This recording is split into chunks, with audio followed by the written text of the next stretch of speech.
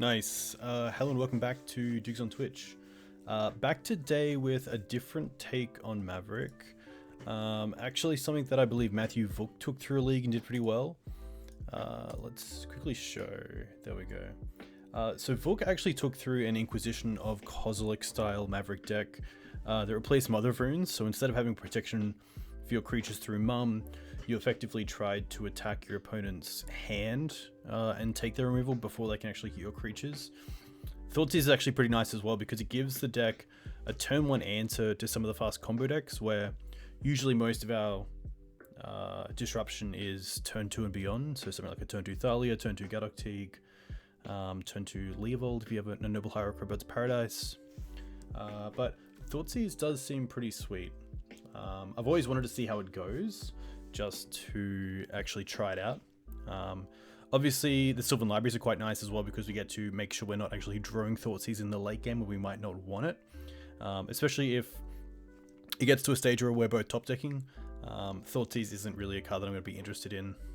So I did still want to play the full 4.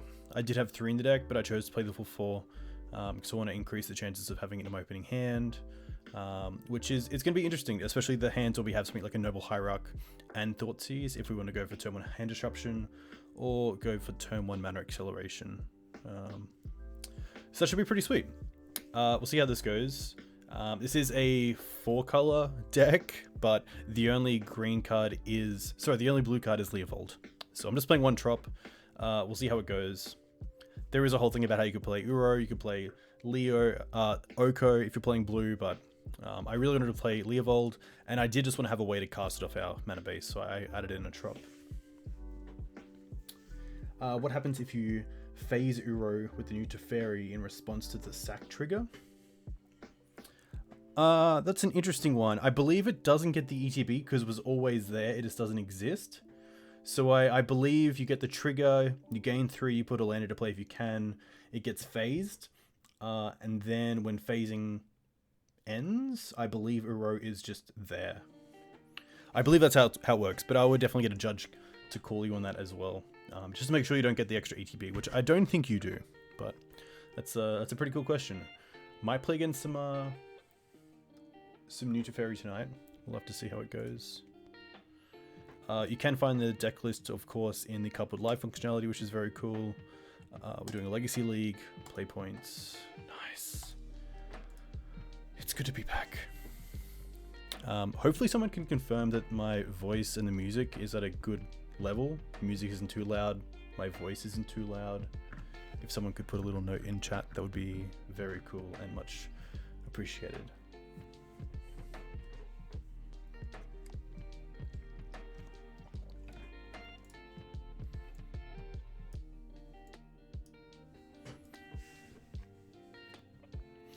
But yeah, some pretty cool results for Maverick over the weekend. I believe it came in the top 8 of a challenge, which is sweet. Hey Claudio, thank you very much. Which is really cool to see. Of course, Saito San from Brazil did well maybe 2 weeks ago with a build with Oath of Ghouls, which if you don't know what Oath of Ghouls is, it is a mana. It is a enchantment for 1 and a black. And during each player's upkeep, they can return a creature from their graveyard to their hand if they have more creatures in the graveyard than their opponent, which is pretty cool for a creature-based deck like Maverick. And even better when you have cards like Swords to Plowshares, which are exiling your opponent's creatures, not putting them into the bin. But yeah, very cool. A pretty great card to grind with, especially against cards like Oko. Up against Fellow. This is an interesting hand. It is only a 1-lander, but we do have the Sylvan Library turn 2. And we do have a turn 1 Hierarch. So I'm kind of inclined to keep this.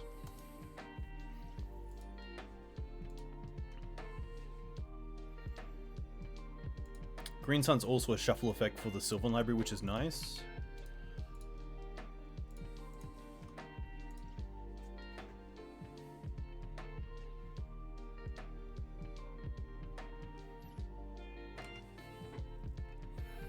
Not too sure what my opponent's on.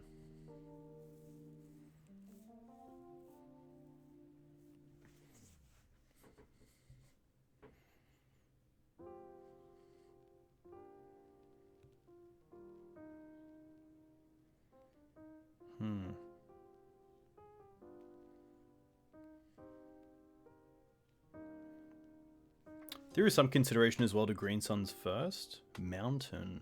Chrome Monks. Okay, this looks like a mono red prison deck.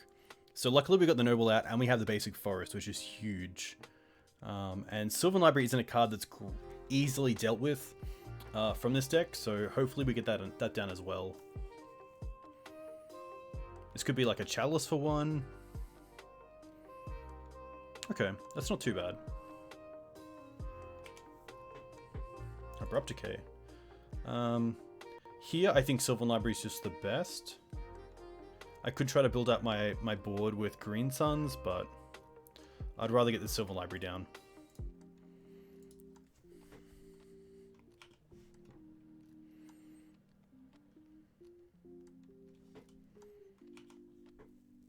So I wonder what the big payoff card for my opponent is, because they probably have a Goblin of some kind, maybe a Chandra. Could be something like a Khan as well, which would be pretty strong. Rebel Master, okay. Not too bad because we do have the Decay and also a Knight, but this is obviously something that can run away pretty fast if we don't answer it straight away. Another Swords isn't what we want to see. And this is tough. I kind of have to pay here and just play the Knight as a 2/2.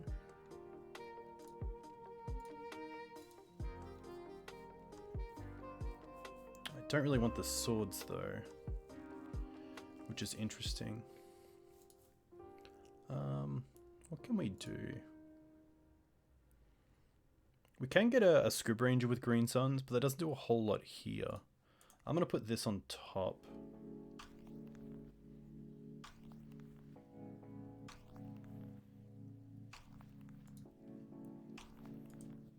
Pay for this.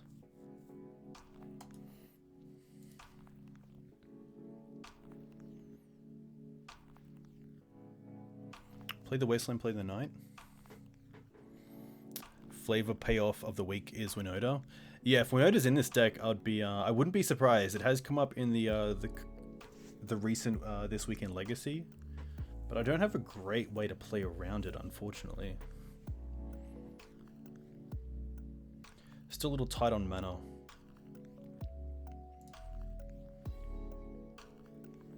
So maybe the play is Knight will be a 2/2, so it dies to a lot of removal, but I think that Knight's just the best here. I'd rather keep the Green Suns for now.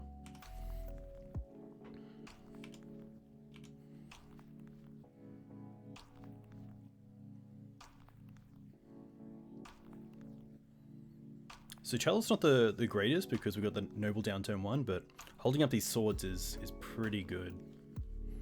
Especially because if the Chalice wasn't there, we could Green Suns for Scryb Ranger, and then untap the Noble and use the Swords on the Rebel Master.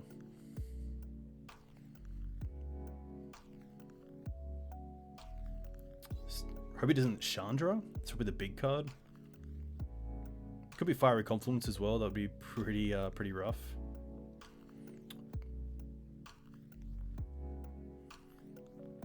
Blood Moon. That's okay.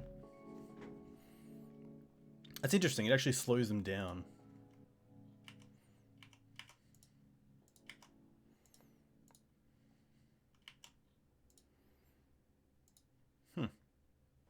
So I have the option here of trading with the Rebel Master, and then hopefully finding a black source for playing Engineer the following turn for Goblin, but I think here I'm happy just to block the Goblin, take 5, go to 10, and then hopefully build out from here. A fetch land would be just really good. I guess it doesn't matter because of the Blood Moon.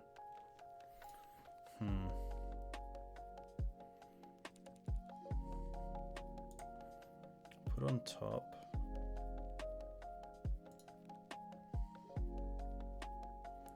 Kai is pretty nice, but again, just missing that black mana.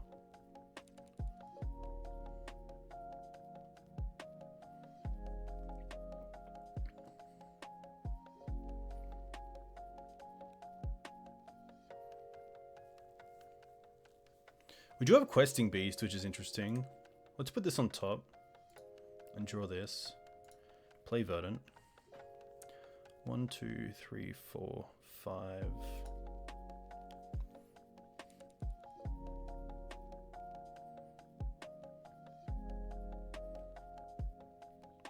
Could also go for Qasali Pridemage and take care of the Chalice.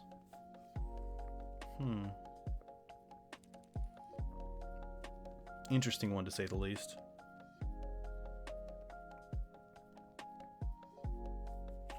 Yeah, so if I'm wanting to hit their mana, I can get Collector Ouphe, which doesn't do a whole lot.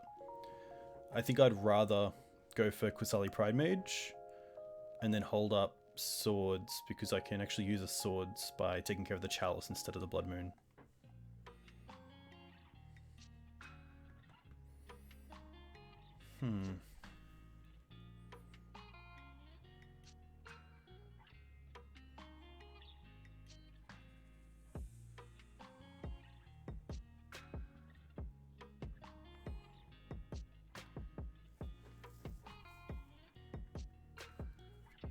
I'm taking my time, I apologize.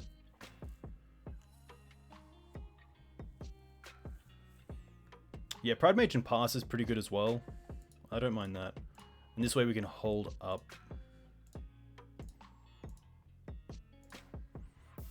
Noble.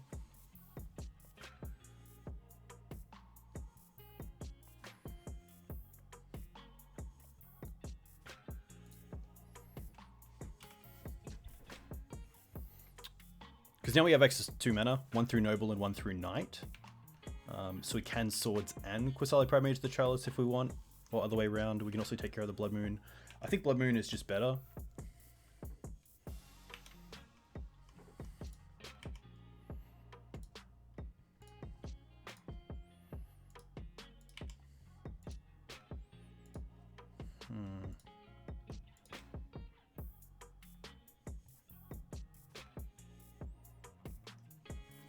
Hey, Sedai, thank you very much. I'll do that after this game for sure.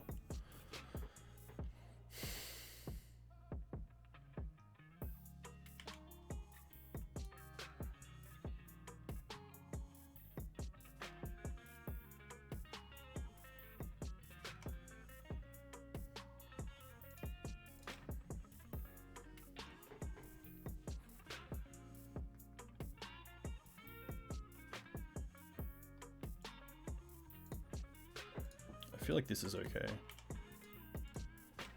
And before damage, take care of the Blood Moon.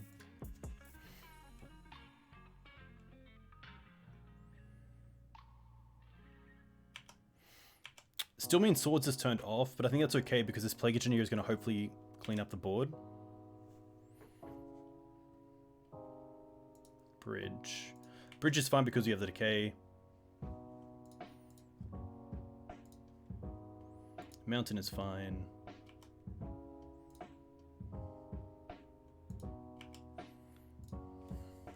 I believe we are playing 2 Forest.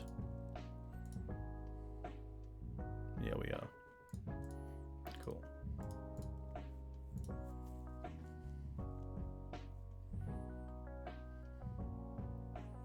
Just getting another fetch land for now.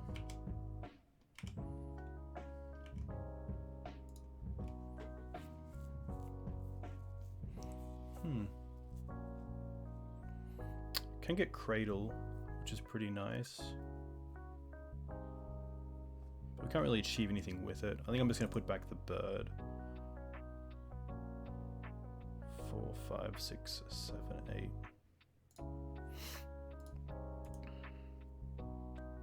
Maybe it's greedy to keep this. Don't really need it right now.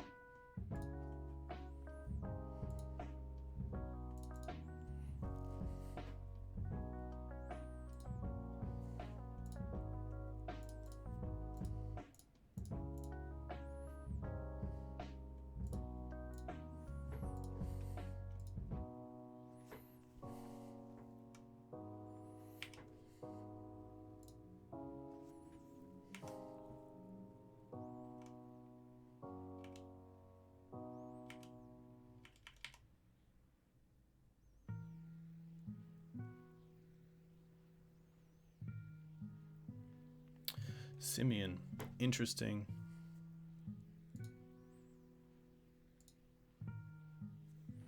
That's fine.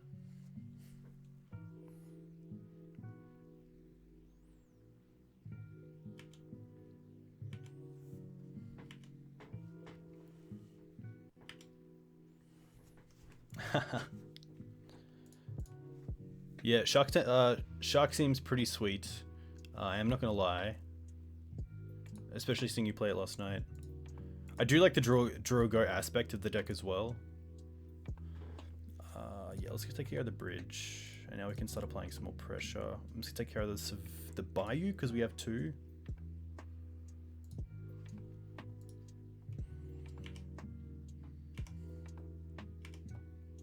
That bird.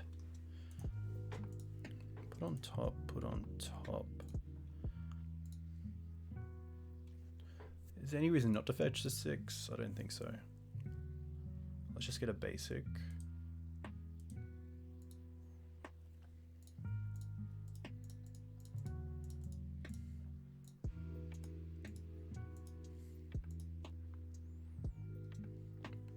Fiery Confluence is a beating, but hopefully it's okay.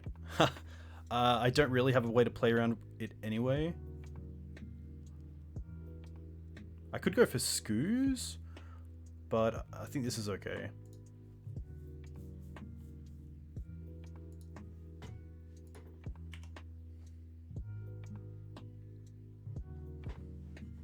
I can't source my own creature in response, unfortunately, because of the Chalice on 1.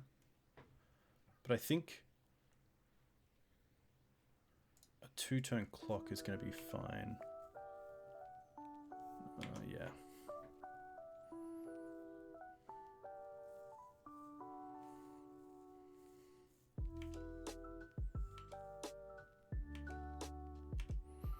But yeah, I guess I just hope the 3 cards in my opponent's hand isn't land and Fiery Confluence.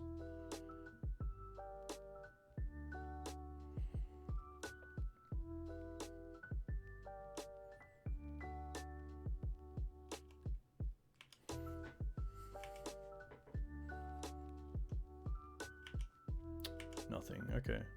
It's pretty good for us. Hey, Denpo, thanks for the follow. Let me know where you're from.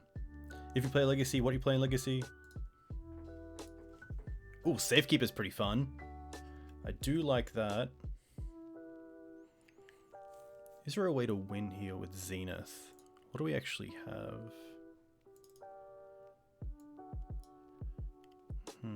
Not really.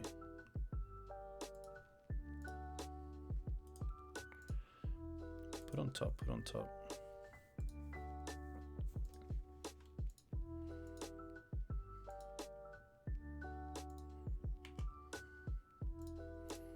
Attack with both. And then I think I just get Ooze. And just get above that 6 life.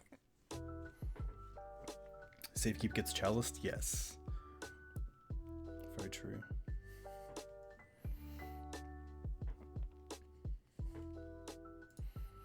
This is fine. Tap like this so I have 2 green left over for the Scoos. Scavenging Ooze. Nice. Another bridge would be pretty annoying. We do have the Noble Hierarch to attack with Exalted, but otherwise it's pretty tough for our opponent. So this is going to be an interesting matchup. I definitely like the Force of Vigors. I don't mind Gadok Teague because it does stop their Planeswalkers and also Fiery Confluence, which is pretty solid. They do have a Braid, most likely post-board. Thoughtseize is probably a card that I don't want. I think the amount of times that they, on the play especially, have a really good turn 1, either Chalice for 1 or Blood Moon, that Thoughtseize is going to be pretty rough. Yeah, no Knight of Autumn, but I do have the Force of Vigors, which is nice, because a lot of the games that I find Maverick loses to Red Prison is the really fast starts with Blood Moon.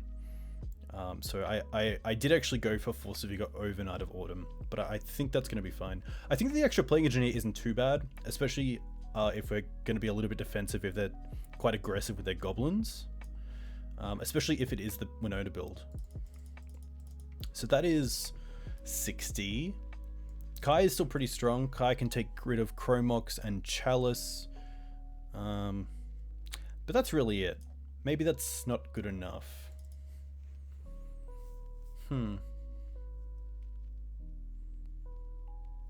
Vraska's interesting. Some of these games do go pretty long, and it is pretty versatile.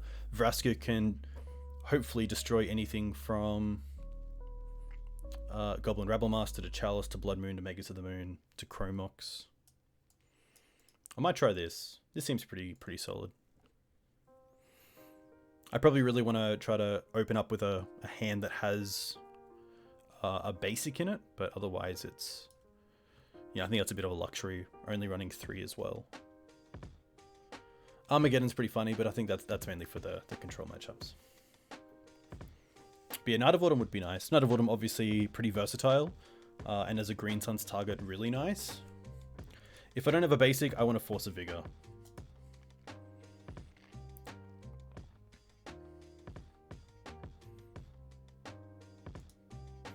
I think like the perfect hand would be like a basic, a force, a green card, and a sword.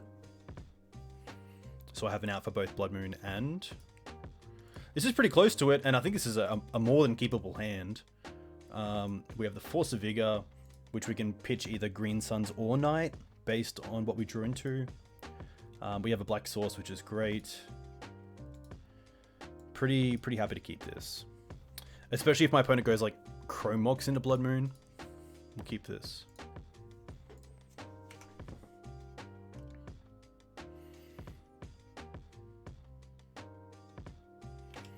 City Chalice is fine.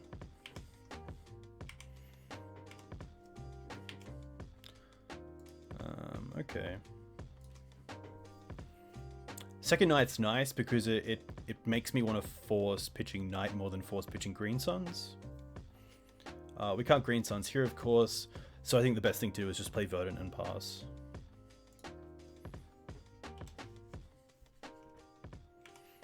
And probably hope that our opponent goes for another enchantment or artifact instead of a goblin this turn. Magus of the Moon would be the really nice play for my opponent because both it's Blood Moon and also is a creature, which kind of sucks. But that's fine.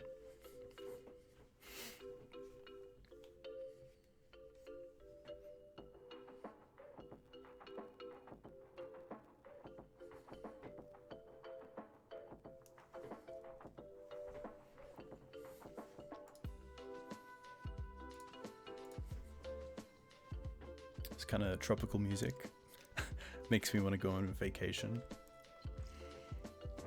away from Legacy, away from Oko, but it kind of has like an Oko vibe to it if there was an Oko vibe to a song. Is that weird? It's a bit weird. Come on, fellow. To be fair, I did take a bunch of time in game 1, so there is no rush here from me. Probably, considering his options is, maybe Trinisphere is a play here. And is Trinisphere better than applying pressure? Is Trinisphere better than a Blood Moon? Does the Verdant change things? Because in response to a Blood Moon or Magus, I can actually go and fetch up. Oh, they're going to lose the city here. This must be pretty big. Simeon? Khan. Wow, okay. That's okay. Ticking down. Does this make me want to get Dryad Arbor? It kind of does. Because I can Dryad Arbor.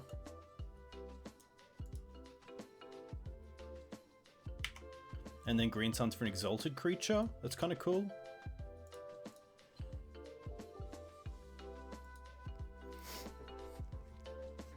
Hey Razi, thanks for the follow. Let me know where you're from. If you play Legacy, what do you play in Legacy? Thalia. Thalia is actually really nice because of Liquid Metal Coating being a 2-mana spell. So I think that's actually better than going for Noble Hierarch here. It's tough though. I think it is. Worst case, they have Ancient Tomb and make our Dryad Arbor into I guess kill our Dryad Arbor. But they begin to untap and force their Chalice and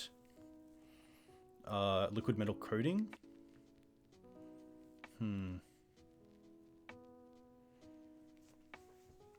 Hey, Ra, thank you very much.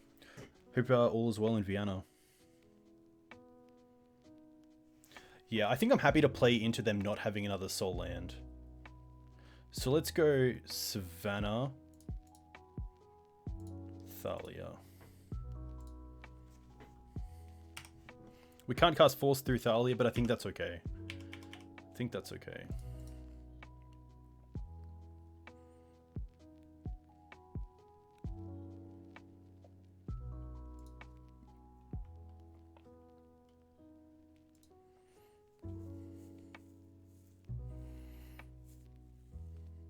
Thalia pretty nice in this matchup.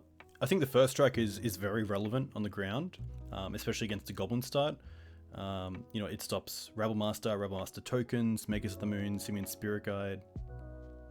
And then the taxing effect can really hit hard as well. If they sacrifice the Sidious Raiders a little bit too early, if they don't have a Chromog start, if we get to Wasteland a few lands, then, you know, the taxing effect of Thalia can really allow us to take over a game, even by putting our opponent off a turn. You know, just 1 mana short each turn can be pretty huge. Especially for a deck like this deck, where it has, you know, a lot of great 3-drops. Oh, they only have the extra mountain. Nice. So Khan here kind of has to tick up.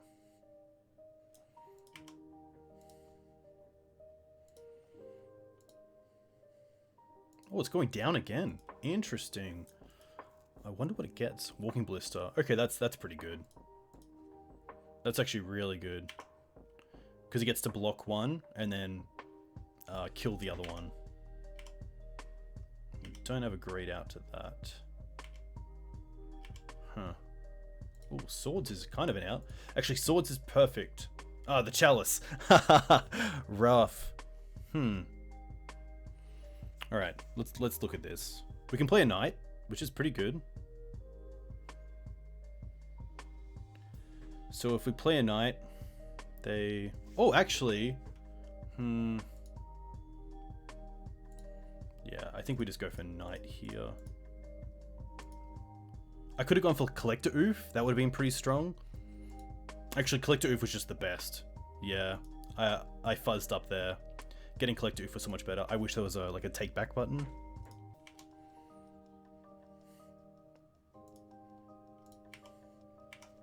Because now they get to block with the Walking Blister, and then probably just kill the... Okay, just kill the Thalia. That makes sense as well.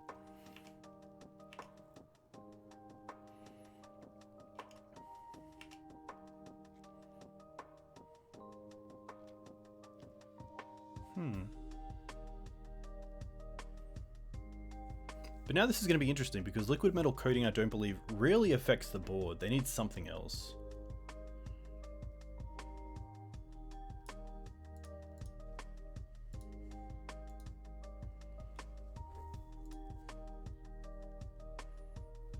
A Braid does deal with the Knight, actually, here as well, which is relevant, because that is probably a card they brought in from the sideboard. But yeah, I think I just had a little bit of tunnel vision there, not looking at Green Suns as a real opportunity, because Collector Ouphe would have been fantastic. I don't think my opponent would have sacked their Ballista in response to the Green Suns. They probably thought I might have been getting Qasali Pridemage, and also that turns off their ability to destroy both Dryad Arbor and Thalia, or at least block one, destroy one, and keep the Khan around. But to be fair, I would have been tapping out anyway with the Dryad Arbor, so it would have just been an attack for Thalia. Yeah. Okay. You win some, you lose some.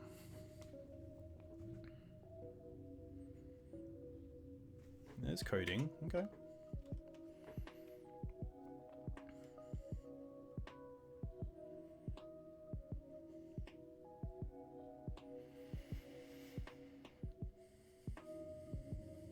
So if they have a Braid, they can't make something... an artifact first. Getting rid of the Scrub land, alright. Okay.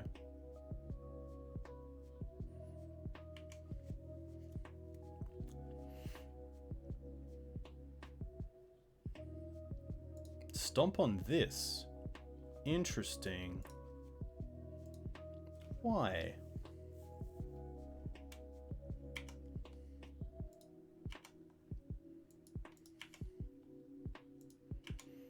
I think here we just deal with the...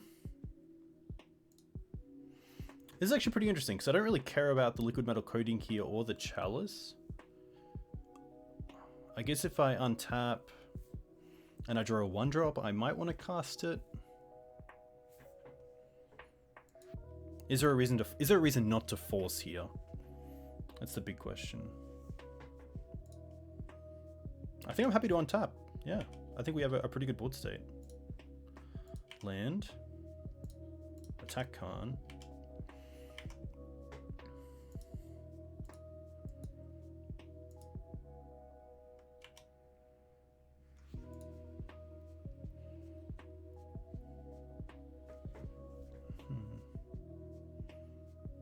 We'll just pass back here. And at least if they have another Khan, I can still respond to the Khan by forcing the liquid metal coating and... maybe that's the reason why, because they can actually... Yeah, they can still make something, an artifact, and then tick up with Khan. Maybe that's a reason to do it. This is fine. Let's see if they want to go to combat. Okay, so now we can cast this, hit this, and exile. This is a tough one. I think it's going to be the Knight, because if we don't draw to a land next turn, I kind of want a Green Suns for just a Birds of Paradise or a Noble Hierarch, so it's going to be the Knight. We can also find another Knight through this Green Suns anyway, so...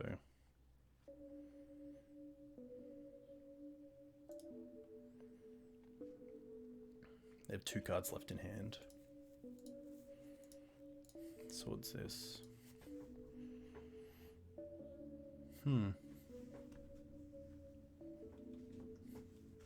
Oko would be death metal.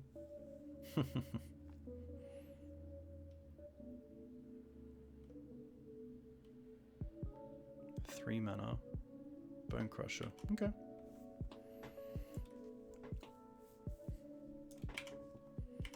Interesting. Wasteland. Wasteland's interesting, because now we can either Green Suns for another Knight, or we can double Wasteland them and take out the Bone Crusher. I don't really want to lose my only basic forest. I think just getting another Knight here is fine.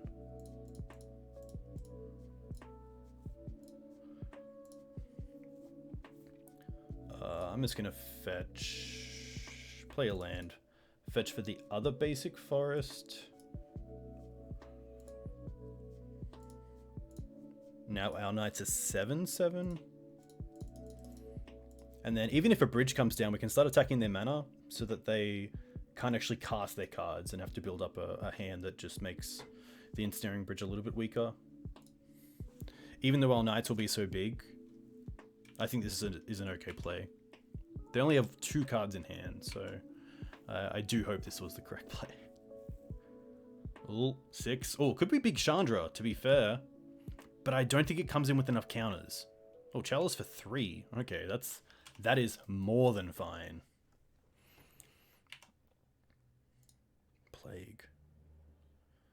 We just have the win here anyway, because these are 7/7s. We can Swords the Bone Crusher. They go to 20. Oh, it's close. And then we could Wasteland ourselves, making them 9/9s. Yeah. Pretty tough. Pretty tough, my opponent. We obviously had a pretty nice turn 1 to have like the basic forest. And then Force of Vigor was just great there. Force of Vigor there showing why it was a little bit better than Knight of Autumn. But yeah, definitely the matchup where I want it, which is pretty sweet. Hope you guys are well. It's currently Wednesday night here. Update the sub goal? Okay, that's fair. It is obviously July sub goal. Let's get to 20. I believe I have. So that's 07, 30, 2020. Nice. There we go. There we go, Sente. But yeah, Red Prison, an interesting matchup. I think Maverick is favored. Hey, Sente, a huge thank you for the Twitch Prime Pro sub. Did not see that coming. No, a huge thank you. That means a lot. That all Twitch, all Prime cash from Twitch goes straight into hosting fees for the Green Sun Zenith. So a huge thank you to that helping the community. So thank you very much. Mono red Prism with no cot, no win. Yeah, I think mono red is a favored matchup for Maverick. We do have multiple ways to play around Blood Moon with mana dorks and also basics in the deck, which is nice. We have some pretty good outs to their creatures, not only through Swords to Plowshares, but also just having bigger creatures. Oh, Sharkcaster. This is Rodriguez.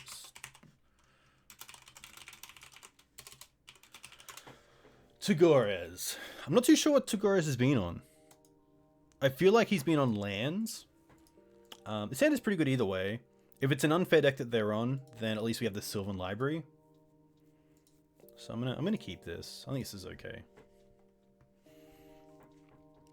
Yeah, Turmoil Blood Moon is definitely a lot harder to beat, but it's beatable, which is nice.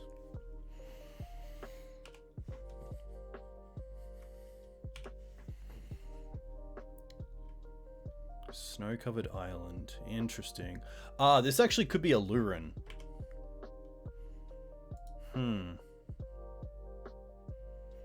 Oh wow, I can play a turn 2 knight? That's pretty cool. Is a turn 2 knight better than Sylvan Library? Huh.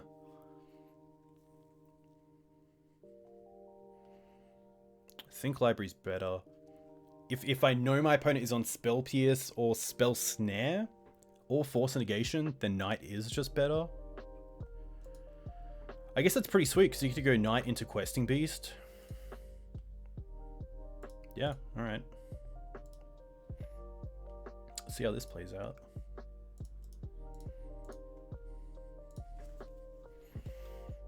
Okay. Your move.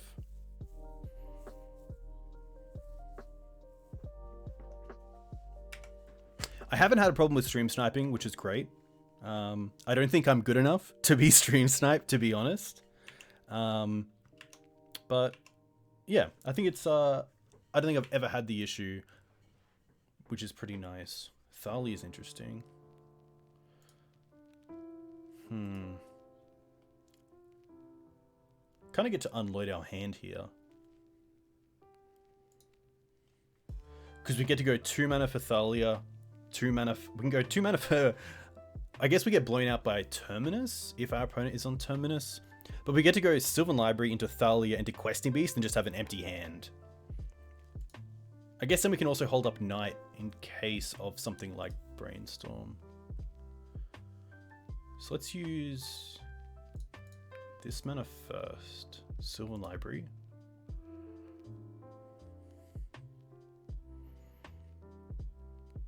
Oh my gosh. No, I was supposed to use white. I was supposed to use white for Thalia. That's a big, that's okay. That's fine. I probably wasn't going to attack into like an Icewind Quaddle kind of stance anyway, but...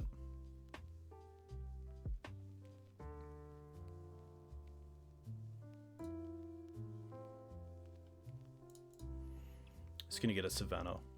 Oh, actually, I might get a Scrubland here. Play Thalia.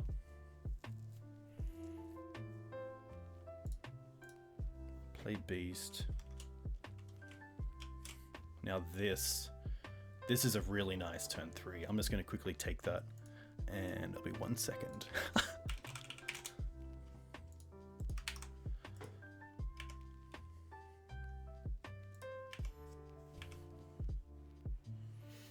Yeah, I think like the community is pretty good. I don't think sniping is really something that I have to be weary of, which is pretty great. Even just, you know, if I was a really popular streamer, I don't think that really happens too much in Legacy as well.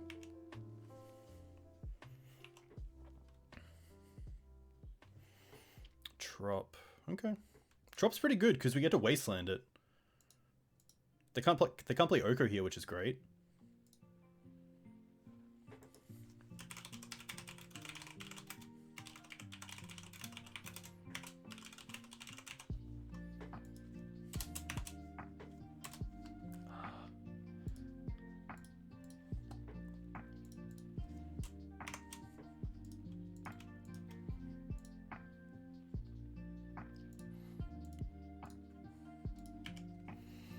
I am going to hit that Trop.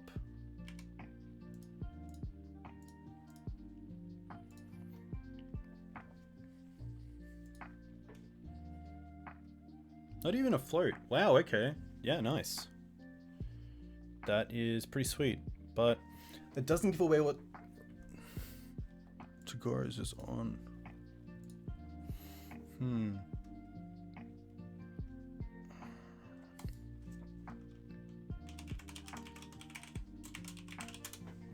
I feel like it's a Lurin.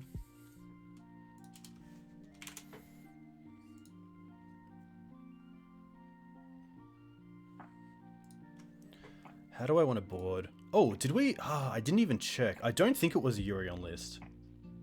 Did they show Yorion or not? We can't check, can we? Okay, how do we want to board? This is an interesting one. Seeing snow-covered forest, snow-covered island and a trop. I kind of want Plague Engineer just in case of Icefang Quaddle. I think it's a great way to deal with Icefang because you're not trading a card with Icefang. You actually just, they have to deal with the Plague Engineer as well. Unlike, Swords to Plowshares, you're down on a card, they're up on a card. It's pretty rough. If it is like a Lurin, then Deafening Silence does nothing. Force of V is interesting, but I don't think it's where I want to... No, not Yorion? Okay, thank you. I don't think Force is where I want to be. Gadok Teeg could be. If it is like a Supreme Verdict deck, if it is a Lurin deck, then Gadok Teeg is obviously pretty great. So I'm going to bring in Gadok Teeg, Thran, and the Armageddons. And because of the Armageddons, I'm going to bring in the Ramanam.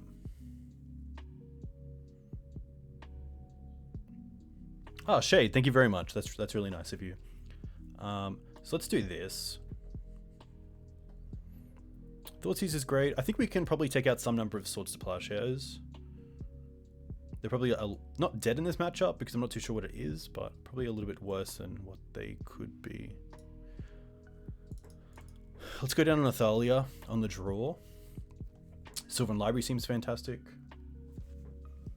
You get excited. Yeah, I think Armageddon's pretty nice against Snow because I've been trying to find a way to really apply some pressure to those with basics, and there isn't really a way other than getting rid of them. Let's go down into Green Suns. There isn't one creature that I'm actively going for. Actually, I might even just go down on 2 of my mana dorks, just because I'm going to assume this deck, no matter what, in the colors that it is, has some number of board wipes. So let's do this. I think this is pretty good. Vraska could be interesting. We'll see. We'll see what it is first, and then we'll go from there.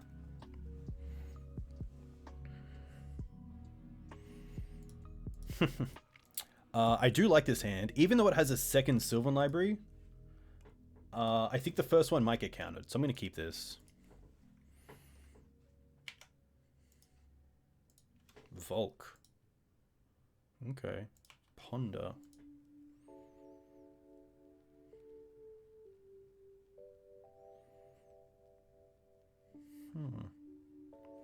What did they do with this? They chose not to shuffle. Okay. So if I drew like a Wasteland, I probably wouldn't Wasteland. I'm just going to go Snow-Covered Pass.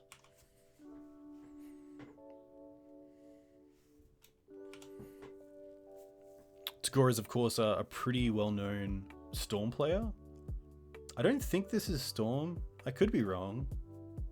But the Snow-Covered Island kind of put me off. Another Volk. Huh. And another Ponder. Wow, okay.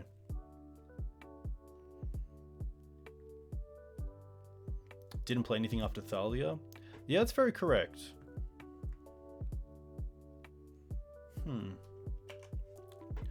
I don't think it's Sneak, but...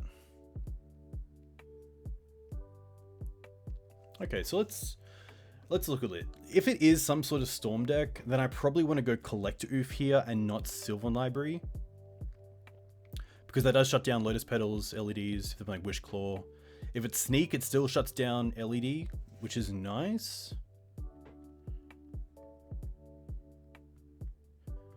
Storm is usually, yeah, 2 Underground Sea, 1 Trop, 1 Volk, 1 Bayou, 1 Swamp, 1 Plains. So the 2 Volk actually, yeah, that's interesting.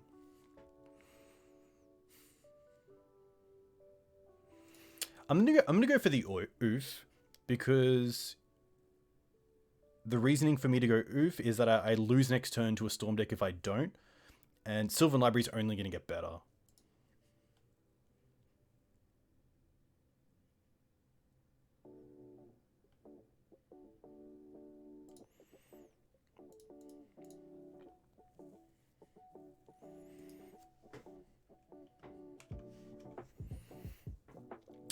If it is a Delver deck, then the Collector Ouphe seems pretty funny as just a misread on what they're on. Okay, City Traders. Okay, maybe this is Sneak. Interesting. And they have the double.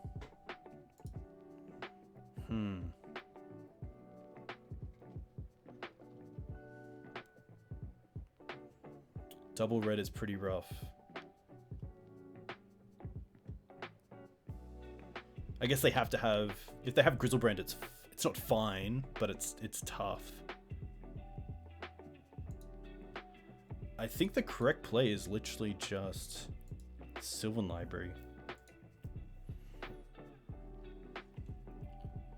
Because if that resolves, it's pretty huge.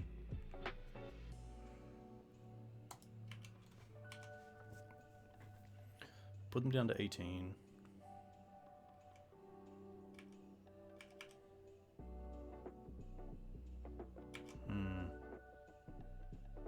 Okay.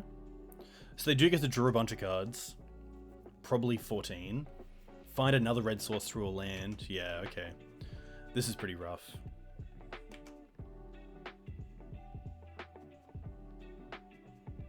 But at least we know what it is. Yeah.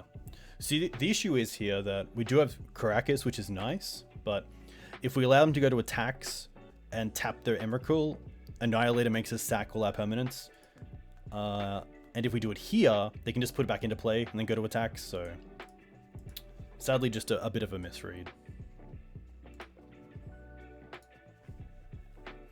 So Sneak, I definitely like the forces. I do like Thalia. Deafening Silence is interesting. I do like Surgical with Thoughtseize. I think that's really nice. Abrupt Decay can definitely come out. I still like Teague. I don't mind Collector Ouphe. I do like taking out Scavenging Ooze, Plague Engineer, Thrun. Armageddons can probably come out. Deafening Silence actually isn't too bad, especially if they're in the Omniscience line.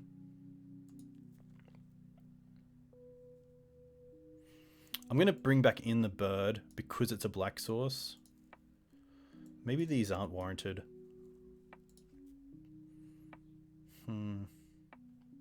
Kai is pretty mediocre as well. Leovold's not too bad. Requesting Beast can most likely come out, let's be honest. Yeah, I do like Silence as well, especially on the play.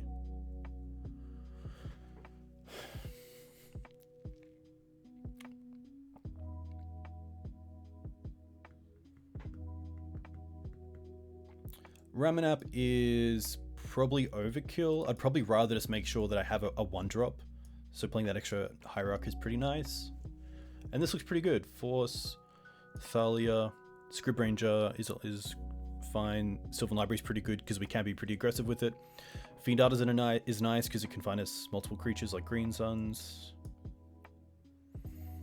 Gadok Teague and Collector Ouphe aren't game winners, but they can be speed bumps. And speed bumps are really what I want, so I can maybe set up some pressure through a bigger threat. The swords is mainly for Grizzle, but I think if it gets to that stage, we're doing pretty bad. I'm actually just I'm gonna meme it. Let's bring in one Armageddon. I mean, it's pretty fun. And to be fair, I think that if we're swordsing a Grizzlebrand, it's gonna be pretty tough. Hey Jace, welcome. Yeah, I think this is fine. It's going to be interesting. I do need to find my black sources pretty early on, so a Bayou would be great because it means we can also have Thoughtseize and Nobles. This is a list without Mum. We are playing one Sylvan Safekeeper in case we do want that effect. This is rough. It's not the worst hand, but the issue is that we do have Thoughtseize here, and we don't have a black source turn 1, so I am going to mulligan this. This is better, but it doesn't really accomplish much. We have all colors, which is nice. Qasali does do something, but I guess we could drop the Cradle, and this is an okay hand. Is there a better 5? What do we want from a 5? We want most likely 2 lands, a 1-drop in either Deafening Silence or Thoughtseize, and then probably a 2-drop like Thalia. So there definitely is a 5 that I would like better, but I think this is fine. This hand also allows us to play a 3-drop on turn 2, like a Knight or a Leovold. And Double Bird is really appetizing, so I'm gonna keep this, and I'm gonna bottom the Cradle.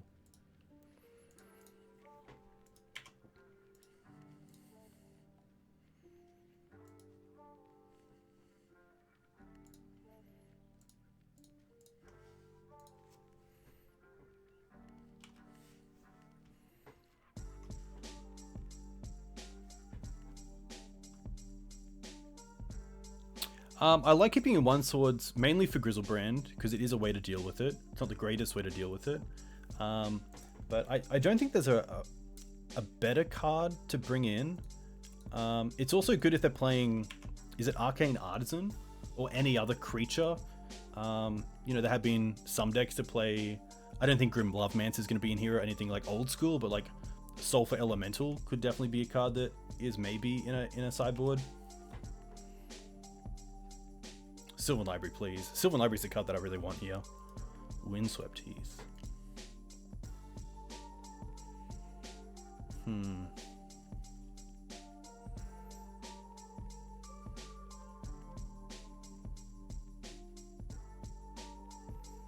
question is, do I open up Qasali Pridemage to anything, or do I keep Pridemage for a show and tell? I think I'd rather play this out in case they just hardcast a sneak attack. Which, to be fair, they probably wouldn't in the face of a Qasali Pridemage. They'd wait for them to actually have mana to activate it. But I don't think I have that luxury, unfortunately. So let's go Birds and then Pridemage.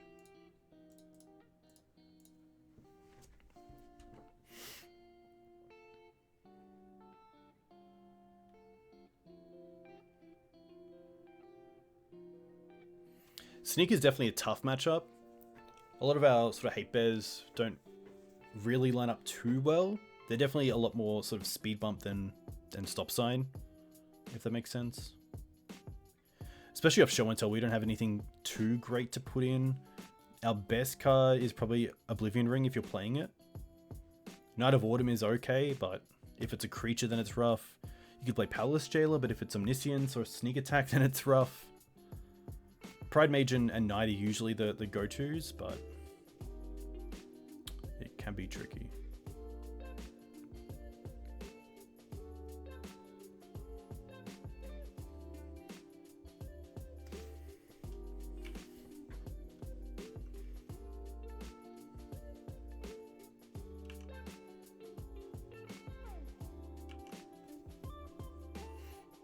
Brainstorm's interesting. Maybe they're seeing if they actually have it next turn, or if they need to force this Qasali Pridemage. Because I don't believe I'd have to play around days here. If I did, I would have played it first before the bird.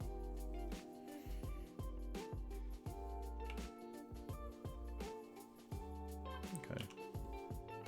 Pyroclasm is also a card that definitely sees play. Kozilek's Return is one, but I think Pyroblast is just a little bit, maybe a little bit better because it's a 2-drop, not a 3-drop. That might come up where you just need to play it. You don't have the time to actually cast it on turn 3.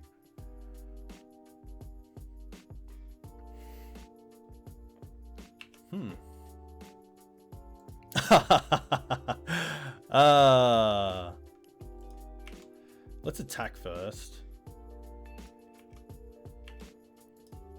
Is that good enough? They're gonna fetch.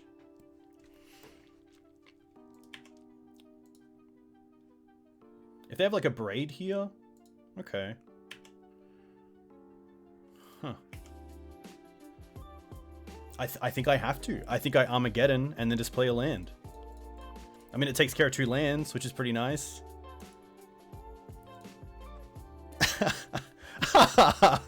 Okay, and now we have 3 mana, so, you know, Armageddon here didn't look too bad.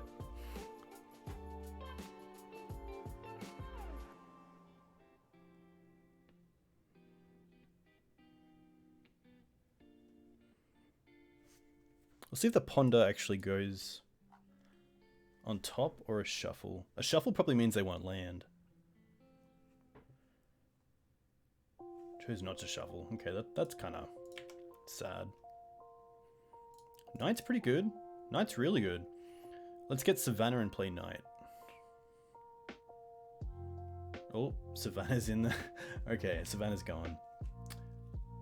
Then I probably just want to get Scrubland, because if I need to, I can hold up. I guess I can hold up swords anyway. I guess worst case is like a Pyroclasm next turn, just to get rid of the birds. And then I kind of need the white for sword. My opponent didn't force the Armageddon, so I'm not sure if they have a force for the Knight. Yeah. Okay.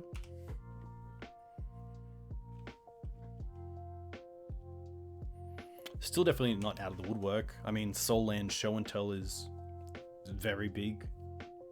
And it looks like is what gonna happen. That is what is gonna happen. Okay. Omniscience into Grizzle. Okay.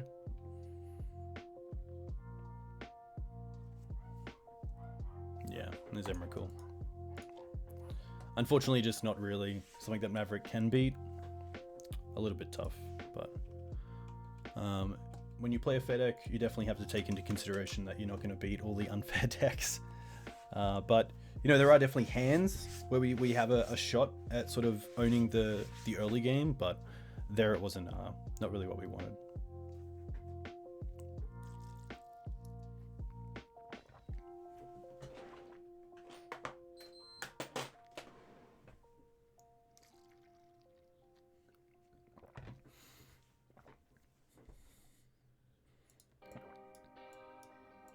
Pretty happy to get the game won though.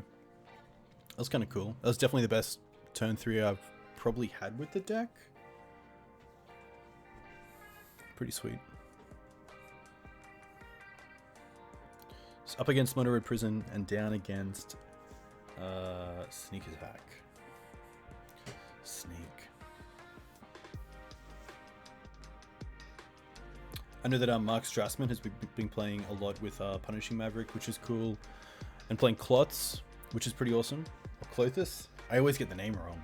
I believe it's Clothis. Pronunciation is out the door. But it's pretty good as a threat, especially when your opponent has, you know, a Fatal Push or a Bolt. Pretty nice card to put into play that can't really be hit right now. Council's Judgment isn't seeing play.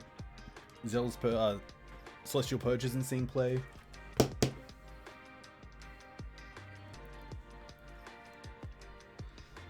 So it's pretty, yeah, once it's on the field, it's very hard to deal with. You really have to navigate a game where you can just keep the graveyards in check, maybe with like a Scavenging Ooze, but yeah, even then it's pretty tough.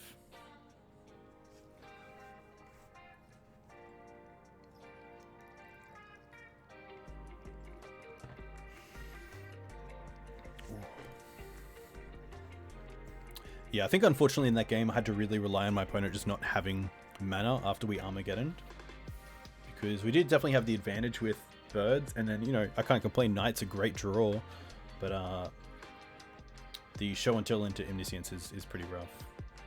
And even something like Deafening Silence doesn't stop that, because finding creatures is a non-creature spell, so you can play Grizzlebrand, you can play Emrakul all in the same turn.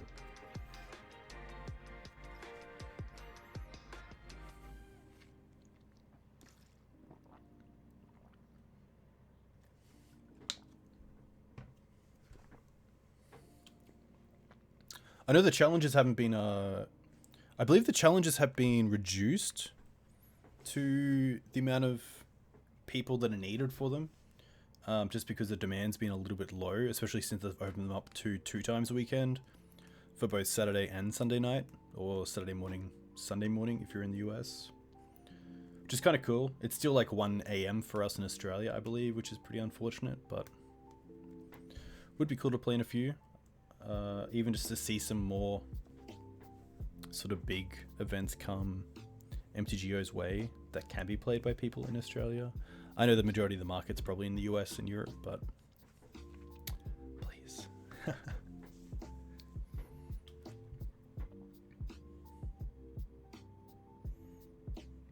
Hey, but Sleep Talk, earlier you said do any Delver variants run basics?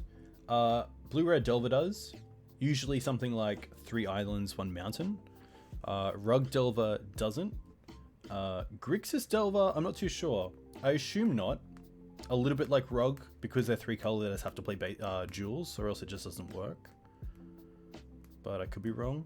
And then there's Death Shadow, which is blue-black Delver, which usually runs 1 swamp, 2 islands. I could be wrong there. But yeah, definitely a few, which is nice. Alright, we have a match, which is cool. Hopefully.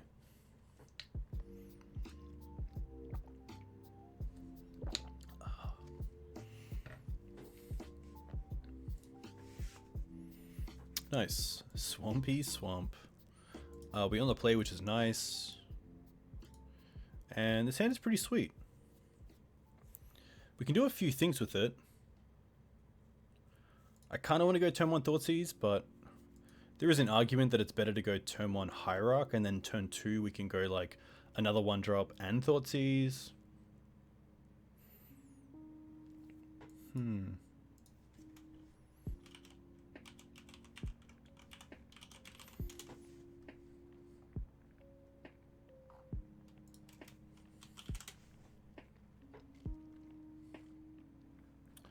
Definitely going to keep this. I think the turn 1 Hierarch is just so good, because if this is a deck where something like Collector Ouphe is going to be great, then being able to get that turn 2 is really nice as well.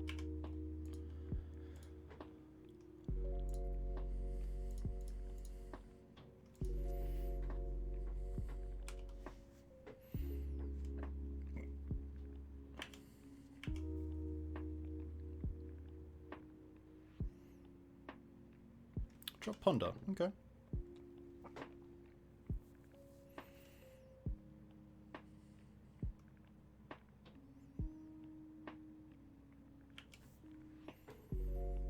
Another Thoughtseize. Alright. This could be a mixture of decks. If I can snag something like a Dreadhorde Arcanist, if this is Rug Delver, I'd be pretty happy.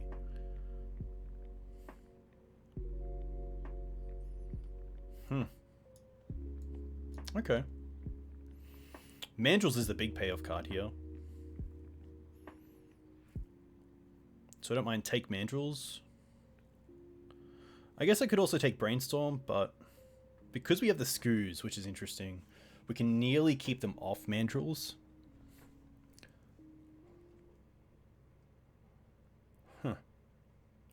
We're definitely not taking a Force. The Chain Lightning I don't really care about right now, because it's probably going towards the Mana Dork. I think it's between the Hooting Mandrills and the Brainstorm.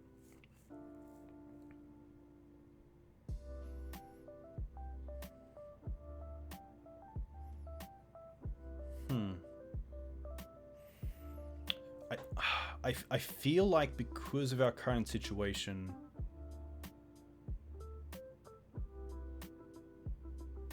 we can take the Brainstorm. Yeah, I think it's Brainstorm. I think we have a little bit of time for the Mantles to come down, because we can go Green Suns for Dryad Arbor, and if they force that, then we can just Green Suns again for Dryad Arbor. And then if Chain Lightning comes down, we can then use Ooze to just eat their graveyard. So I'm going to take the Brainstorm. Alright, we know about these cards. I'm just going to Green Suns here for 1 to see if they force it or not, because maybe they want to force this. No, okay. Well, let's get in for 1.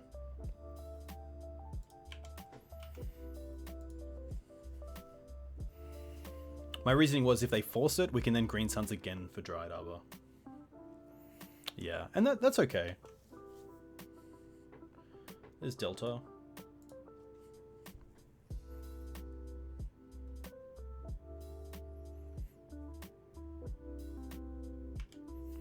Probably getting a Volcanic here.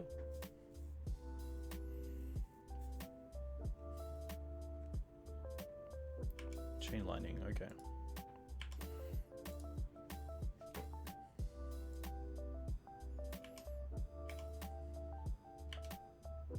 I really want to land here because otherwise...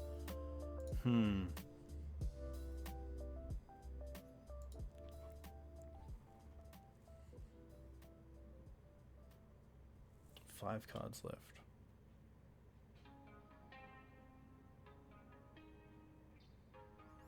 Could also green suns for 2, get Scryb Ranger.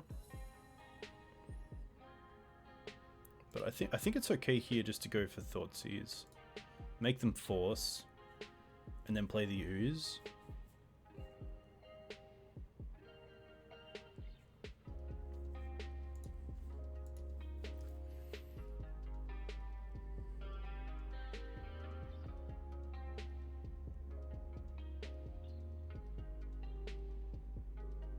Wow.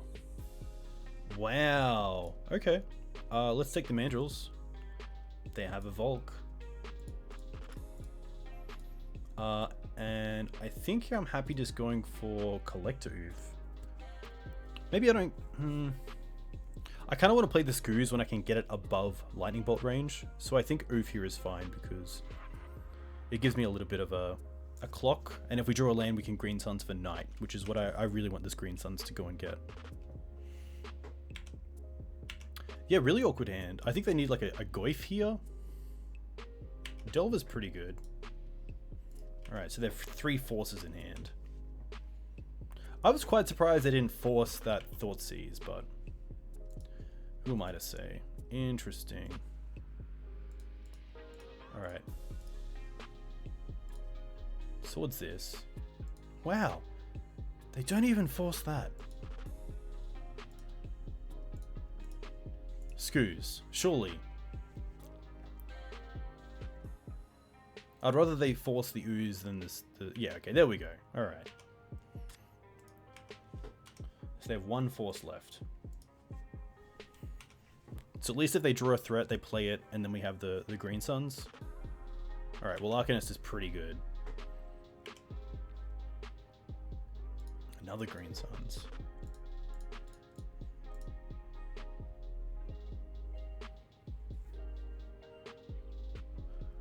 One.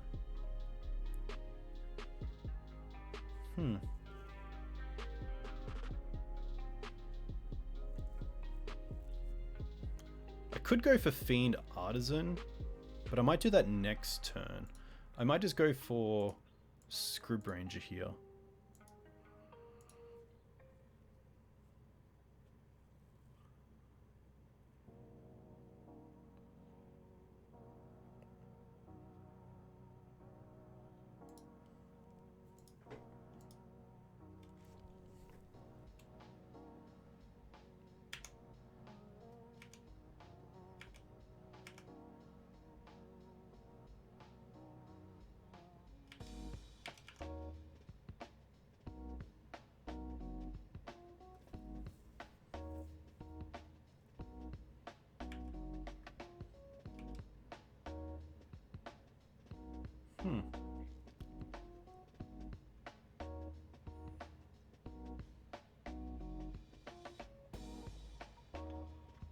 Ponder.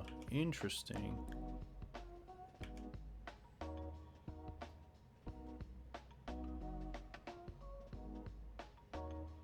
So I do have the option here of nearly trading.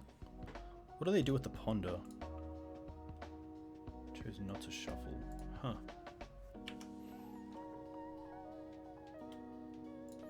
I don't mind this.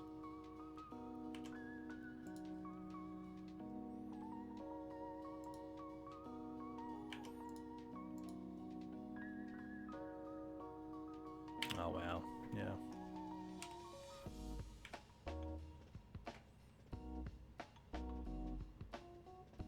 Two cards left, 1 force. Ponder.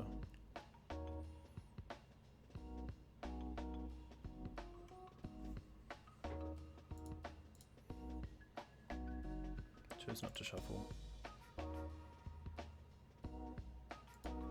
Plague.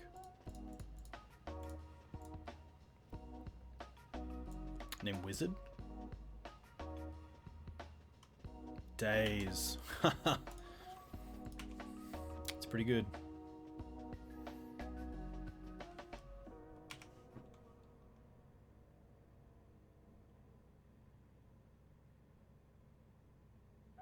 But yeah, now with Chain Lightning and Lightning Bolt in the graveyard, are they going to Brainstorm? Okay, wow. This is where Dreadhorde's just disgusting. Just so much value.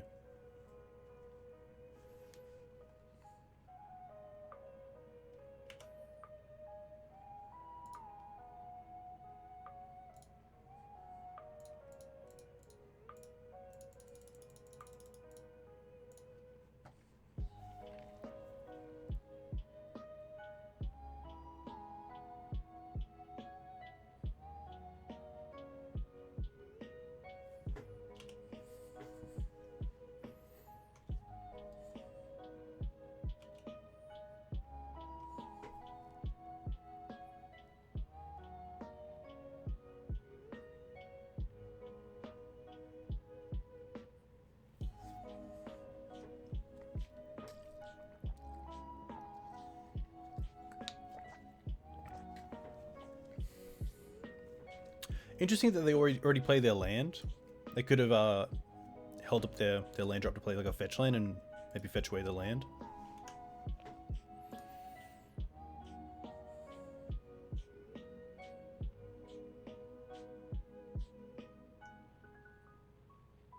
Mandrels is pretty good, and just that force left.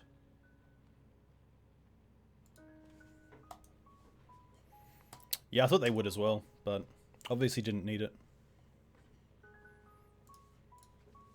This is a pretty tough matchup. At least I find it pretty tough. I do like the Vraska, the Thrun, the Ramanap. I like taking out the Ouphe, the Pridemage. I don't mind Thoughtseize on the play still. Armageddon's pretty funny, but I think with Dreadhorde it's not really where I want to be. I don't mind Bojuka Bog.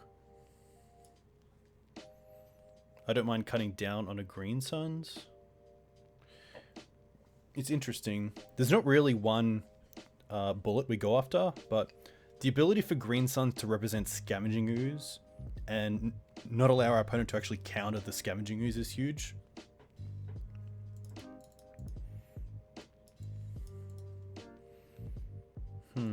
Kai is pretty nice, especially against Dreadhorde. It might just be going down on Thoughtseize, to be fair.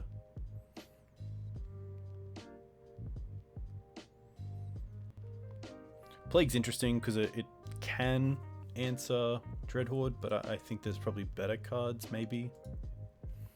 It is also just a Death Toucher, so it does make it a little bit rough for Tarmogoyf. Maybe that's better. Maybe Thoughtseize isn't where I want to be.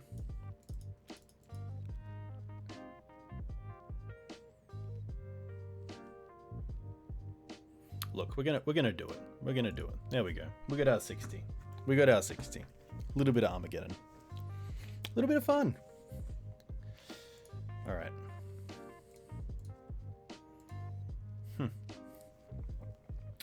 Interesting. I'm not going to keep it. These two are a little bit rough. Cradle's actually a card you could probably think about siding out, because Rug is a deck that doesn't really allow you to go wide. Don't have any white mana either. This is okay. I'm going to keep this and bottom the Cradle. And just go snow-covered into Dryad Arbor.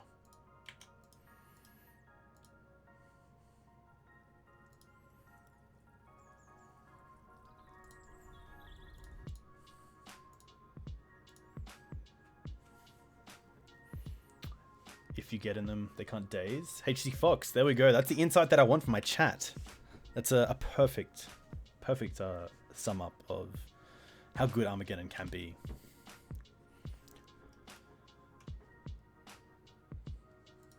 Will this be a bolt? Delver, okay. It's gonna be okay. Oh, Decay. Can't cast it.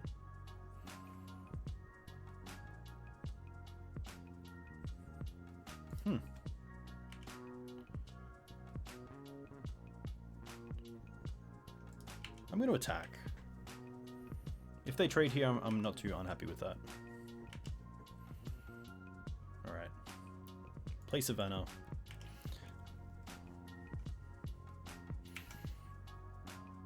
I'm going to play around Force Negation, but not Spell Pierce. They're going to brainstorm in response. That's fine.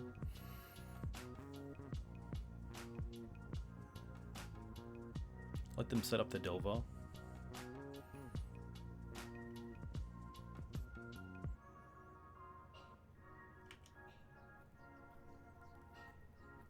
Brainstorm.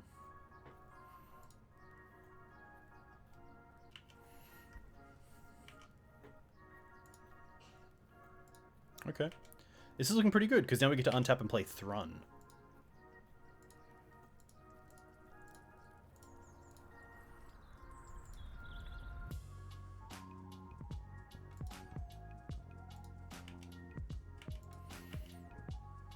Alright. Ooh, and then Ramanap. That is a very nice card. Especially with Wasteland already in play.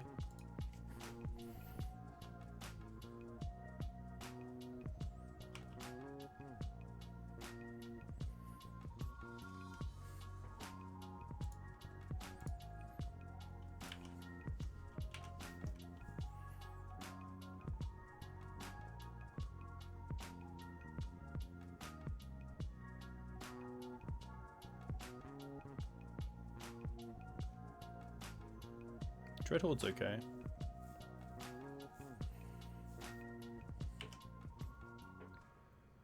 Do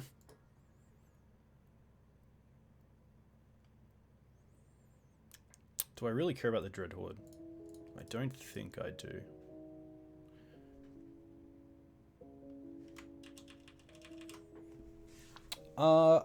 I'm not too sure if it is. I know you can find it. Yeah, it is. It is legal, it's just very hard to find. And I don't think I would play it in this, but I know some Elves players are very happy. So the thing with Ramanap here is that I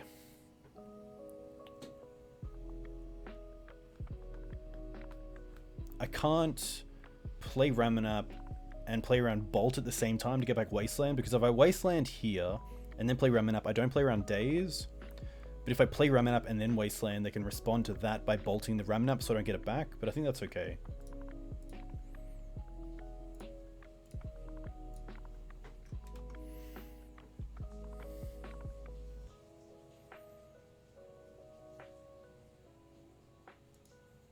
Force Pitch Brainstorm. Okay.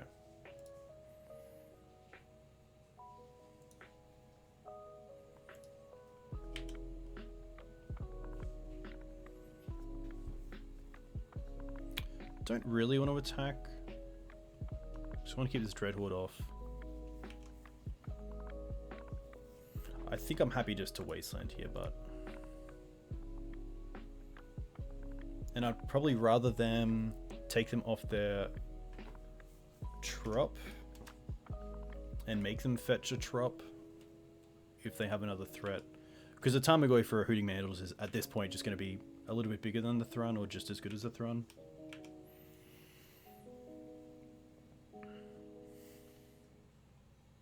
Anything that makes Chalice worse is great. Chris, are you saying that Oko is great? Because I don't... I'm not on the same page there, unfortunately.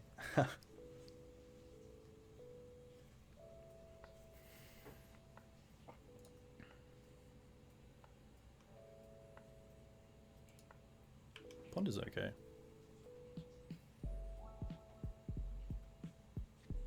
Scryb Ranger would be kind of nice because we get to then untap the Thrun, so we can attack and defend with it. A few cards that I like here. This is a trop. I'm going to assume we're going to see a Mandrills come down.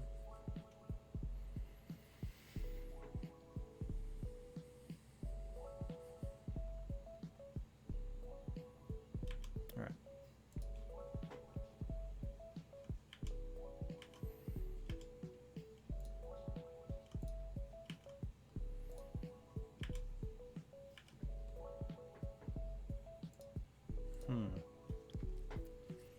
Interesting.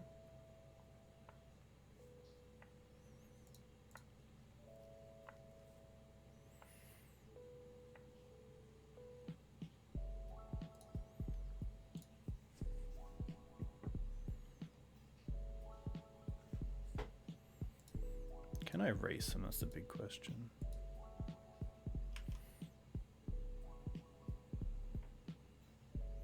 I guess I can attack and then just replay it, which is kind of nice.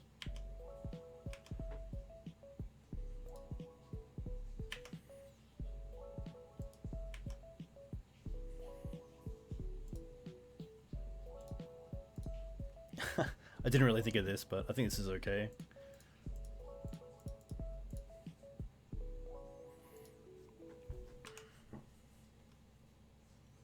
Just trying to get a little shot in. Does mean they can attack with the Hooting Mandrills because we don't have open regenerate.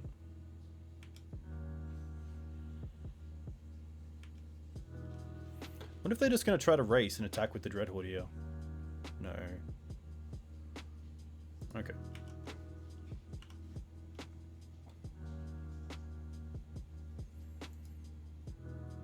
Three cards left for opponent.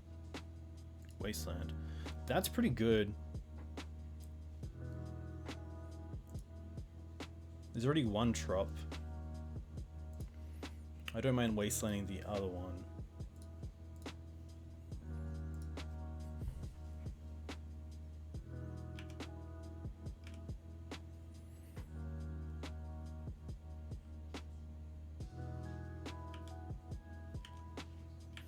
Now I can hold up both Abrupt Decay and regenerate. But yeah, I think it's pretty interesting. Thrun, obviously the most vanilla of the 3 4-drops in Questing Beast and Shifting Ceratops. But too many times with Ceratops, I just get Swords to Plowshare, I get hit with a Lightning Bolt and a Dreadhorde Arcanist flashback. It's just a little bit easier to deal with. Wonder. Okay. Happy to block this. I kind of want to keep the decay for a Tarmogoyf, which would be, you know, something that I can't really deal with if they start attacking with both. But happy to block here.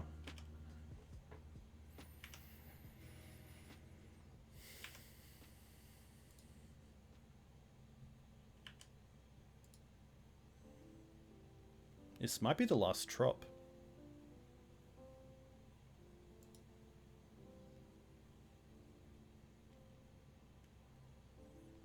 Maybe another Hooting.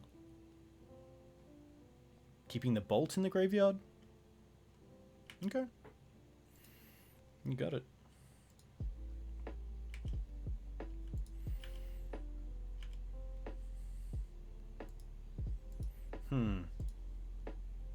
Worthy. I like it.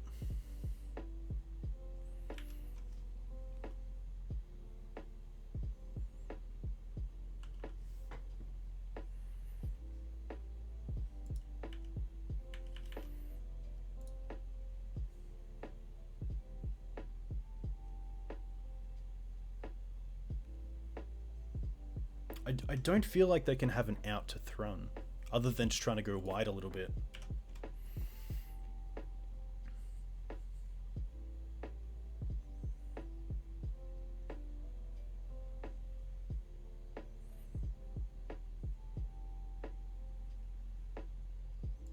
Wasteland. Okay. Going after the Karakas, that's fine. Delver's okay.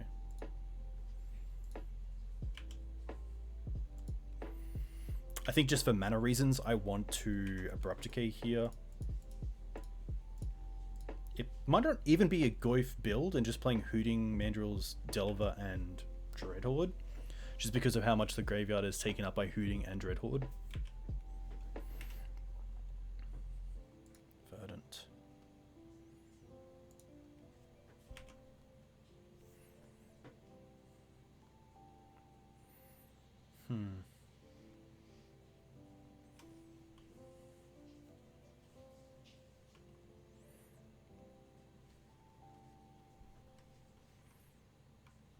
I really want to get rid of this last trop. Especially if Oko is something that I should be worried about. Arcanist. Okay. It's pretty good.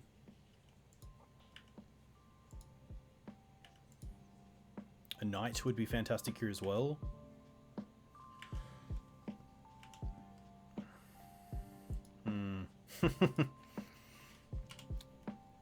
Not going to play it.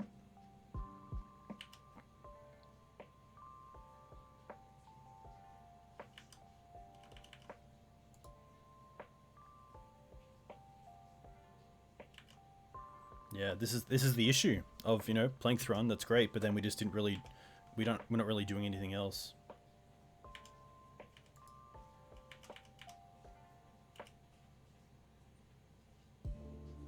Yeah.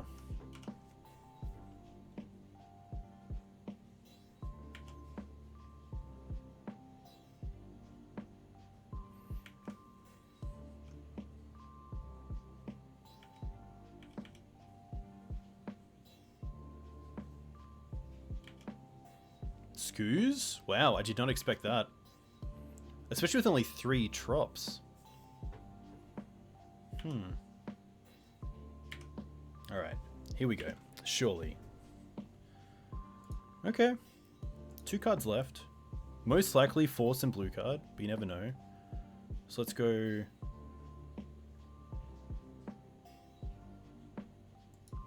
Cradle.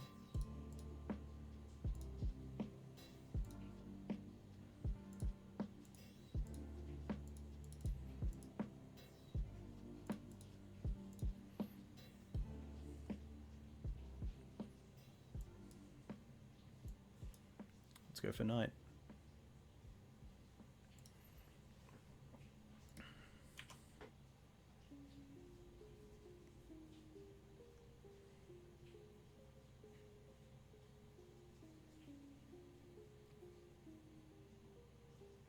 I could attack here,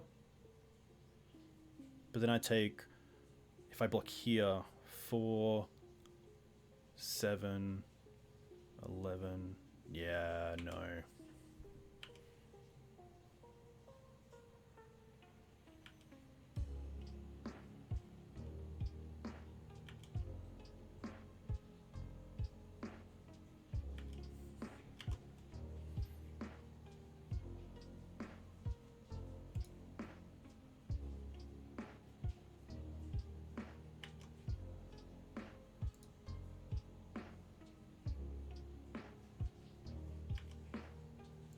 This has to be a trop.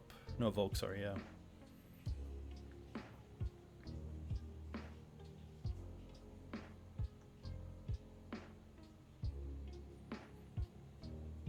Interesting that they ate the Ramanap and not the Dryad Arbor, which is both a creature...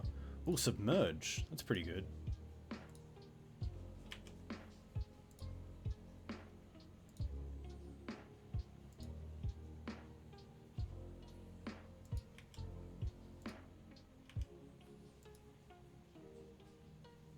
Just that? That's it? Interesting.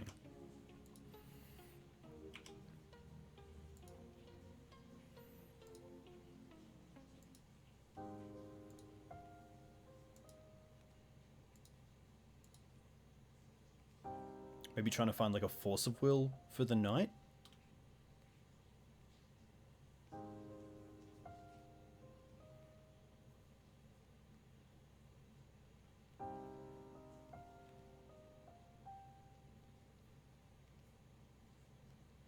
I think Knight is still a fine draw, so I'm not going to shuffle. I'm fine with Kniping on top.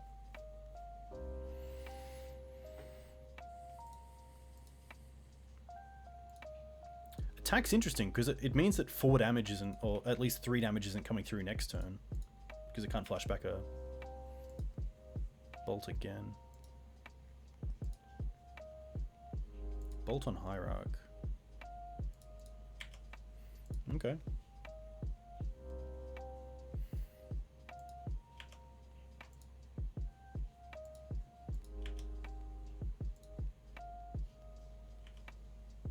They have 1 card left, which surely can't counter a Knight, so the Knight's coming down.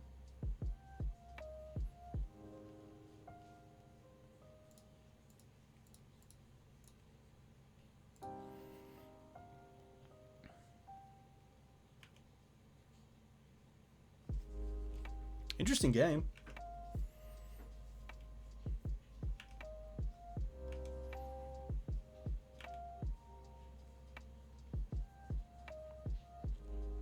Maybe there's a world where I should have tapped the Bayou so they couldn't like Wasteland the Bayou and then go to attacks and I can't regen the Thrun. I should have kept up Forest and Verdant. There's Oko. Just the one turn that I needed.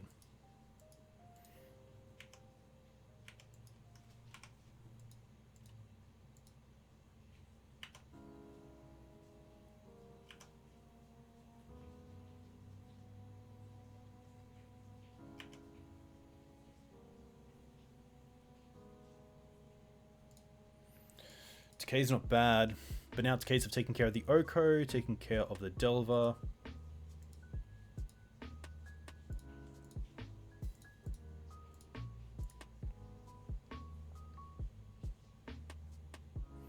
It is the Oko. I mean, the quick death is by the insect elaboration, which I don't mind, so...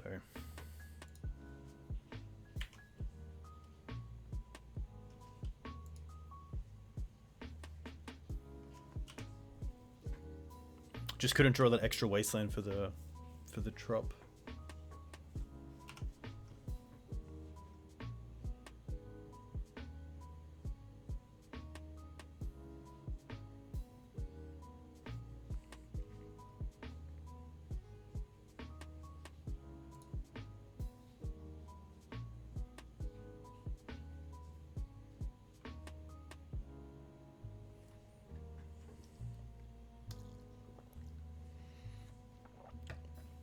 Days are preordained to grow the ooze.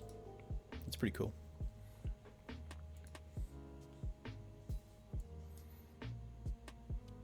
Hey, the Realist K, thanks for the follow. Yeah, this game's done. I don't. We'll take one more draw, but I don't think there is an out that actually does anything. Yeah, unfortunate. But that is fine. Tough.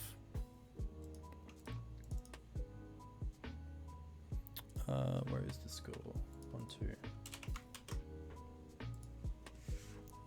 Had the Thrun, just couldn't really be proactive with it. Hooting Mandrills is a big threat, and I think that if that continues, then maybe Path to Exile has to come back into the sideboard because it's a great answer, and Abrupt Decay just isn't good enough.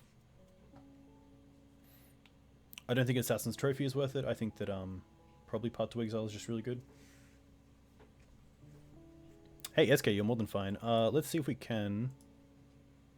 Hopefully, like... actually, that might be it. I think that is it, unfortunately. We'll mulligan this. No lands.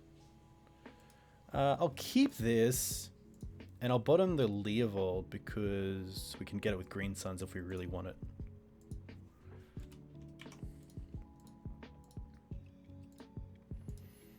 Alright, turn one Noble.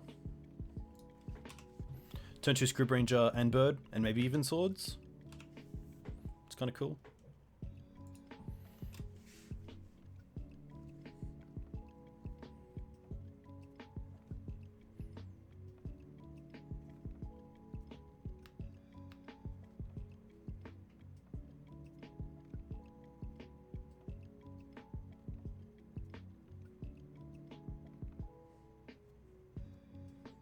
Karakas. Okay. Interesting. Obviously a fair deck. Oh, Chrome Mox. Huh. Chrome Mox and Karakas. Maybe Soldiers? Yeah, I think this is going to be Soldiers. Okay. That is fine. Knight's pretty sweet. So let's go Scryb Ranger. Untap Noble, return the forest. Play the forest. Play bird.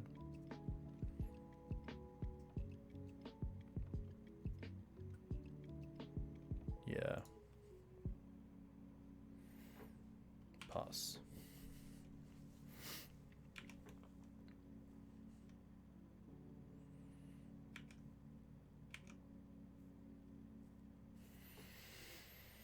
Ancient Tomb, pretty scary.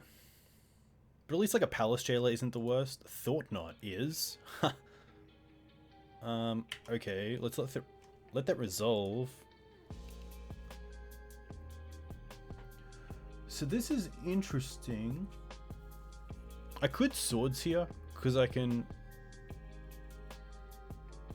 I think Swordsing is okay. Then they take the Knight, and then we still have the Green Suns. Yeah, I don't mind just getting rid of it.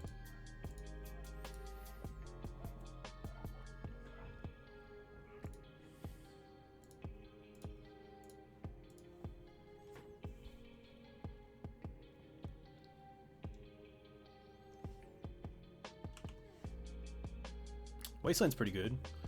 Wasteland hitting Ancient Tomb is pretty nice.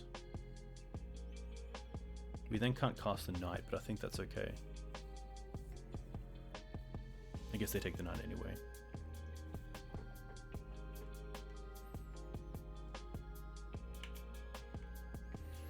No blocks here.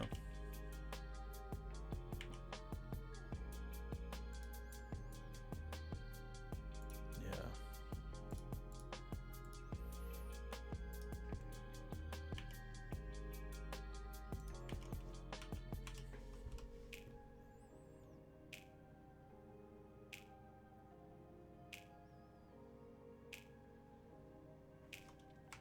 Fiend Hunter is also an interesting one because we can find it next turn.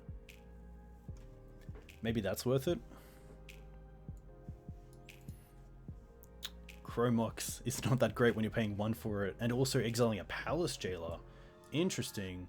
Maybe they think that they can't take both flyers, so we're just going to take the Monarch off them.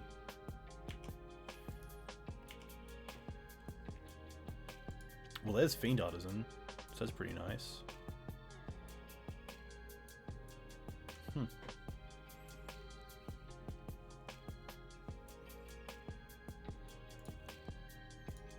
Yeah, I think just play Fiend and attack for 2 is fine.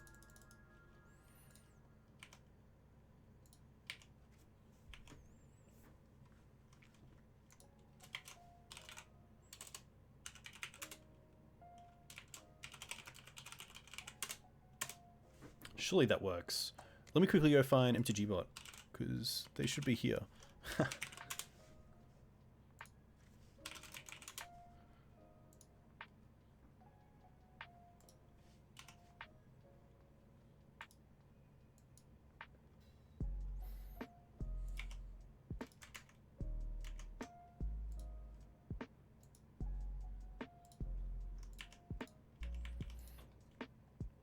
Fiend Artisan with Scryb Ranger is pretty cool as well. Suppression Field. That's fine. So I believe that means Scryb Ranger and Fiend Artisan take longer.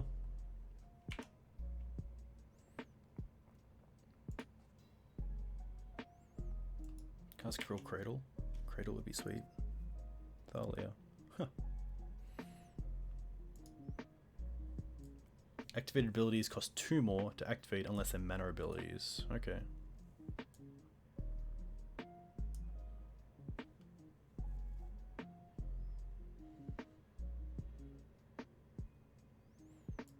I'm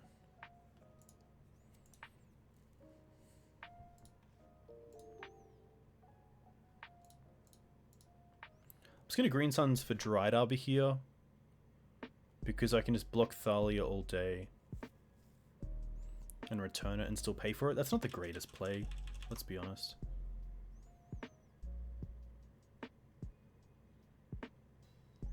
Suppression Field pretty good. I guess we can go and get Qasali Pridemage. Oh, actually Collector Ouphe is pretty sweet. I'm gonna do Ouphe because that really, really hurts their mana.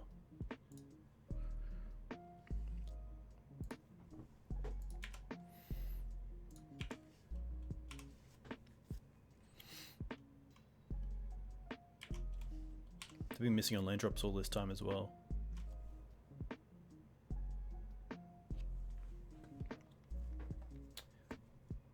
Jack, how big is the delay? That's interesting.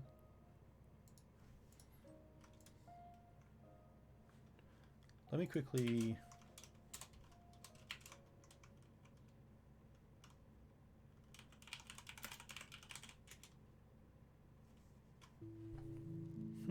That's not working. Thalia can definitely come out in this matchup. Thalia.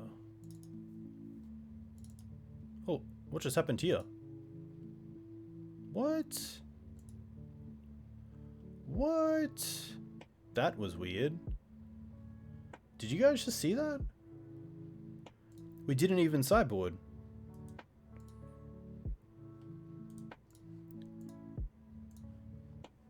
That's...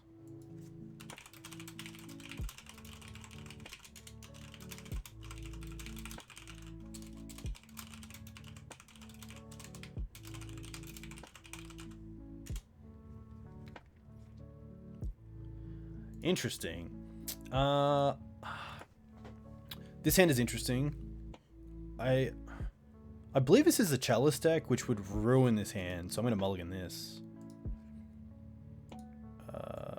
This isn't great either, but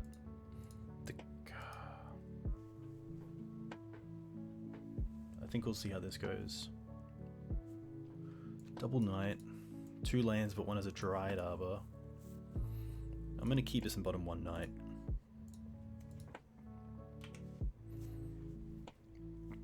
Probably don't want Thoughtseize on this play, on this in this matchup either. Land pass, wow, okay.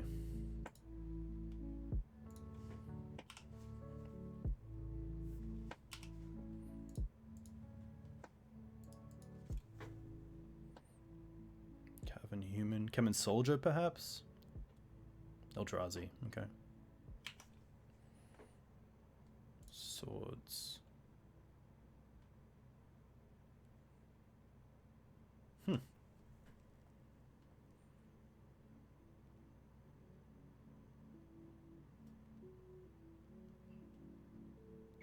So I have some options. We're definitely playing the Canopy. I can Green Suns for another creature.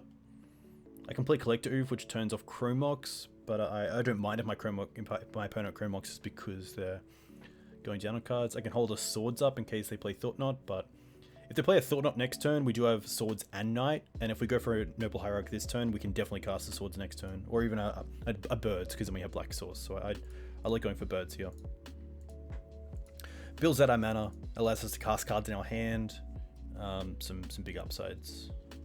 Warping Whale? Is it going to be Warping Whale? Containment Priest, that's pretty rough. Then I will not search.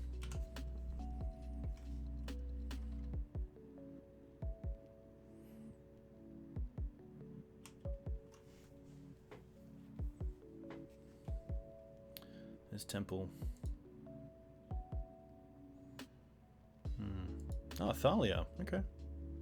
Interesting. I guess if we draw a fetch land, we can at least Swords the Thalia, and then Abrupt Decay the Containment Priest if we wish.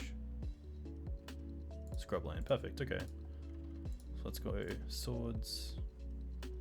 I assume they might be playing Eldrazi Displacer. They have 4 cards left.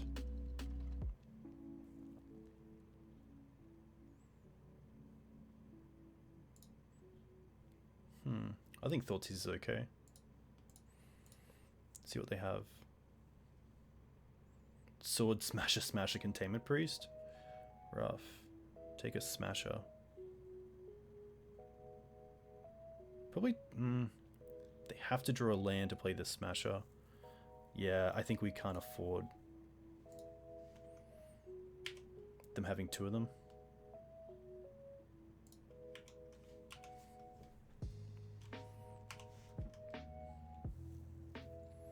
Hey, Cherryman. Hey, Cherryman with the raid. A huge thank you. What did you just stream? What did you stream yourself? I've seen your you up a few times. Alright, so here is Reality Smasher. We knew about the Containment Priest, so they still have Swords to Plowshares in hand, but we're taking half our life here, going down to 7. So this is pretty rough. Hey, Legacy is never too privileged for your wallet, Saint and Savior. Maverick is actually a pretty good deck to get into. I'm gonna send you a link to a write-up by Jordan Munson, who actually did a budget how to build Legacy Maverick on a budget, which is pretty sweet, which you can find here if you are interested. But if you're not, that's cool, man. That's more than fine. Hey, yeah, this is rough. Knight, not really doing too much here.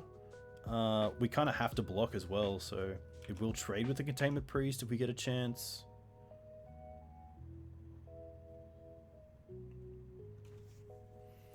Swords, okay, so we get a 1, and that turns off the Horizon Canopy. Yeah, this is looking pretty tough. We actually just ran into a bug, I don't know if you ever had it, where we won game 1, and then we went to game 2 sideboard, and then sadly...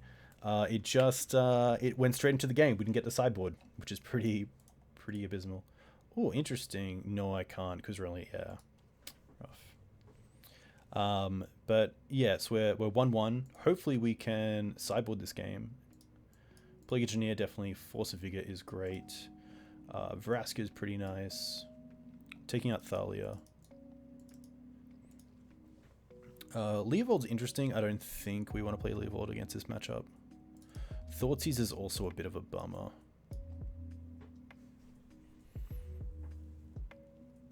Yeah, it's rough. You're playing Modern Temur Snowpile. Interesting. What does Modern Temur have over like Modern Bant? If you were gonna compare them, it might not even be a comparison that can be made. But I know Bant Control seems like a really fun deck. It's just really expensive online. Oh, you play Scred? Okay, that's pretty cool. Okay, there we go. Yeah, Bloodbraid's pretty cool. Do you play Shardless as well?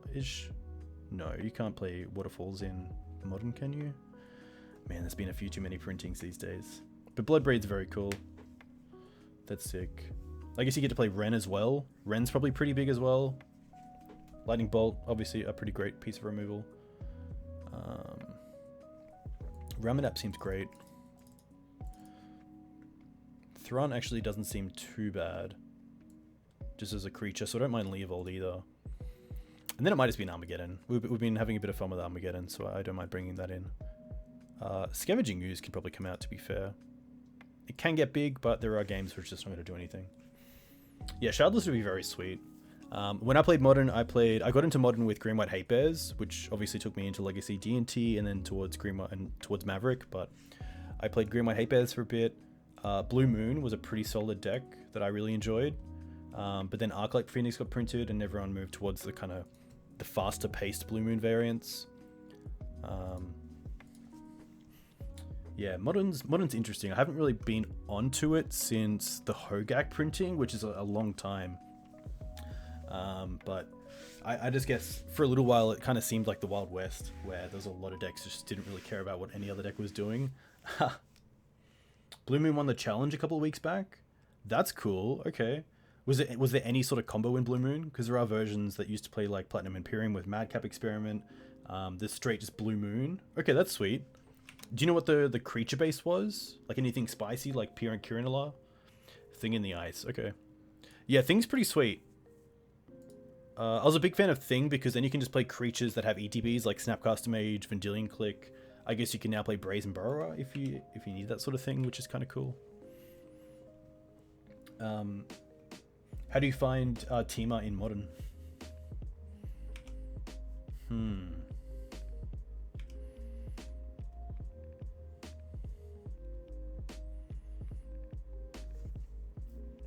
Thalia. Thalia is pretty sweet here. Not gonna lie. Swords, perfect. I think we just go Swords Thalia, Wasteland Ancient Tomb. I think that's better than Sylvan Library.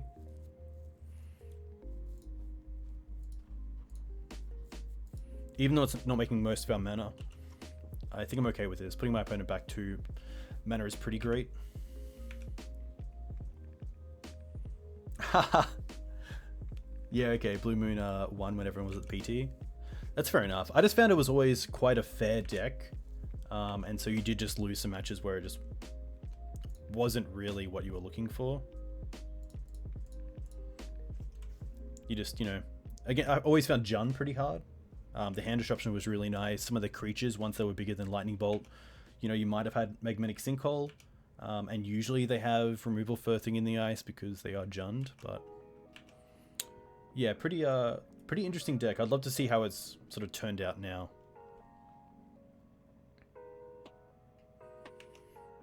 Thalia's okay.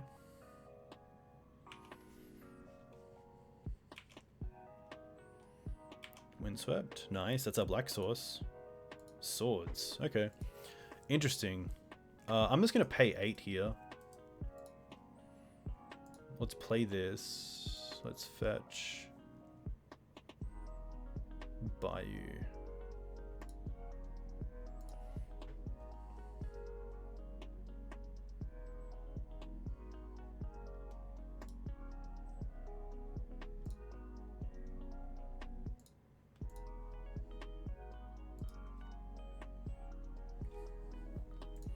think I'm okay just hitting their mana. We also get a fresh look at Library next turn, so if we can find another Wasteland or another Reliquary, it's really nice. I'm not too afraid of Thought-Knot Seer here because, although our hand is okay, it does have some removal. It's not really something that I really, care about with Thought-Knot. They're not taking the one card that I need to win the game. And with Library on board, we're kind of playing more so off the top of our library than with the cards in hand, even though that kind of sounds weird. I don't think Blue Moon can be reasonably good right now with new modern players. Red Black Goblins, they play Blood Moon themselves, so if you want to attack them, this is not the right angle, and they're a control decks with better removal than you red. Yeah, that's fair enough. When I played Blue Moon, I played the 3 mana, it's not Anger of the Gods, but you can cycle it as well, which is pretty sweet. Sweltering Suns. Sweltering Suns was a pretty great card for Blue Moon because you had a main deck sweeper that in the matchups where it wasn't going to be effective, you could just cycle it away. But yeah, I think it is just a little bit too fair. Obviously, the person who won the challenge has done well with it, so kudos to them. Yeah, Staticaster seems very cool. Staticaster was one of my favorite cards. Very, very cool. Alright, so we're 2-2. I'm going to go to the bathroom real quick, and then we'll be back for the last one. But a huge thank you to you guys coming in from Cherryman stream. That's very cool. My name is Dukes on Twitch. I stream on Thursday nights and Sunday mornings, usually Legacy Maverick. I run a site called the Green Sun Zenith, which is everything Maverick related. So if you're ever keen to play some Legacy, get going. Actually, let's do a giveaway. I got some boosters to give away. Let's quickly make sure that giveaways work because I'm having some issues with. There we go. Okay. Giveaway Cherry. Nice. All right. If you guys write Cherry in chat, I'll pick a winner to win both of these boosters. They are Japanese boosters. I'm not too sure what set they are, but they are up here.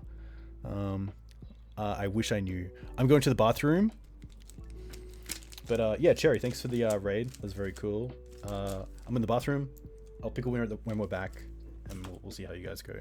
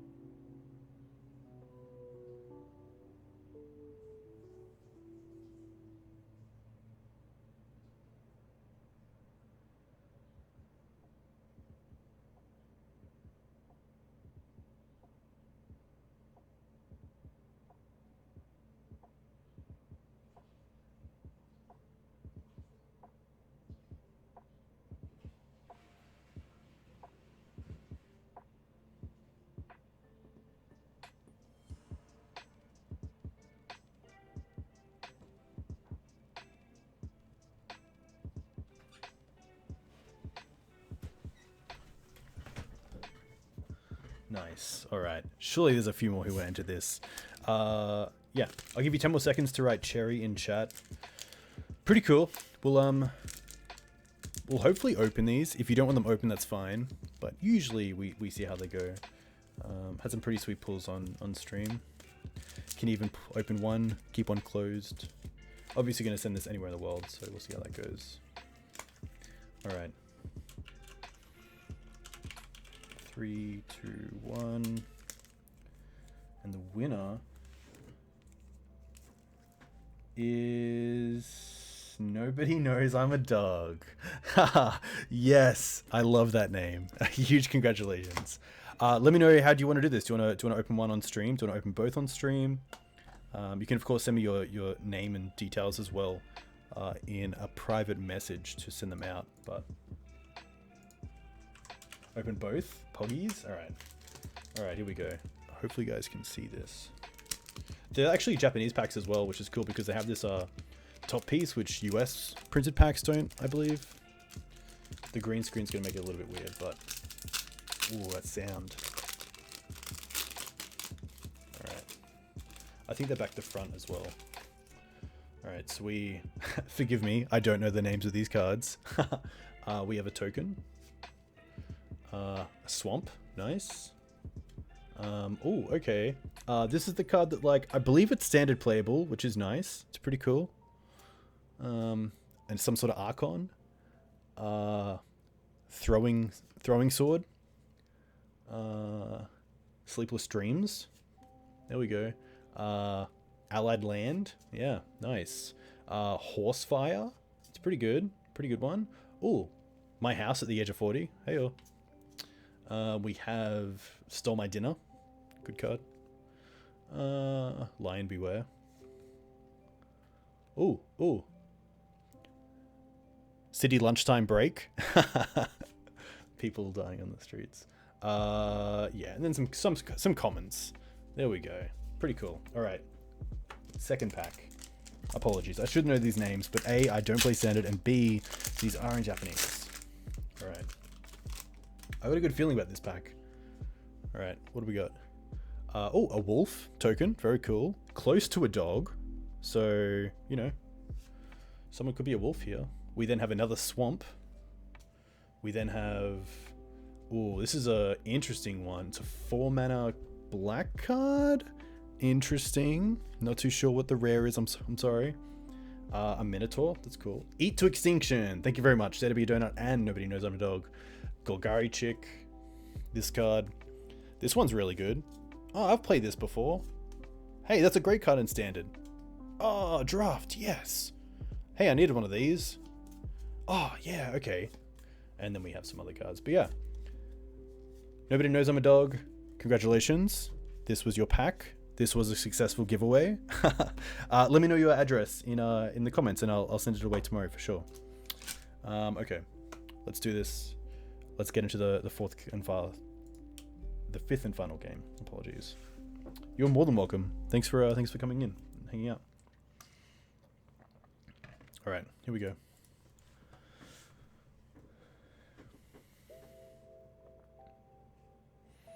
I'm gonna make you open all my Japanese pity packs at locals now. Chris, please. Oh, obviously. Okay, on the die roll, which is nice.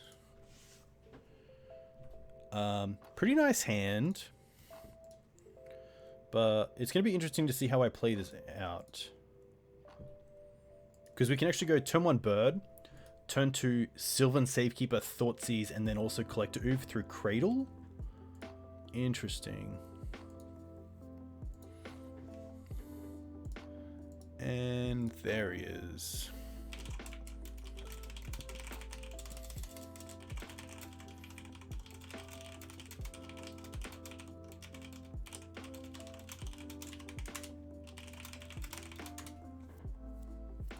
I think just turn 1 bird here is so good. So I'm not going to go turn 1 Thoughtseize.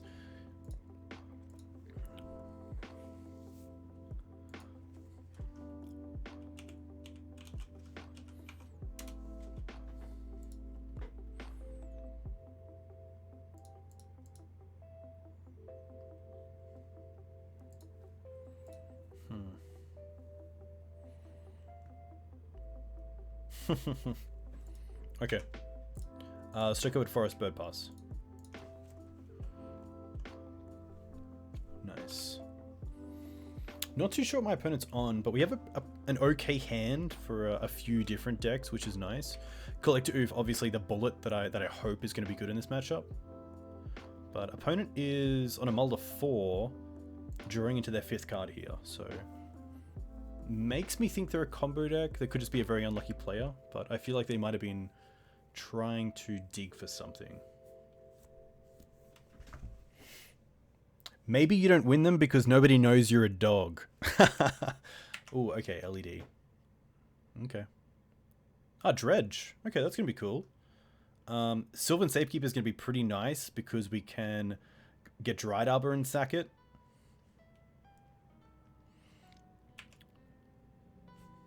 To trigger any bridges, but we do need to make sure... Okay. Interesting. 2 Nakamoeba triggers, 1 bridge, 1 Cabal therapy. Alright. Yeah, pretty good start for my opponent. Oh, now they get to loot as well? Ugh, okay. Maybe I should have gone with Thoughtseize first.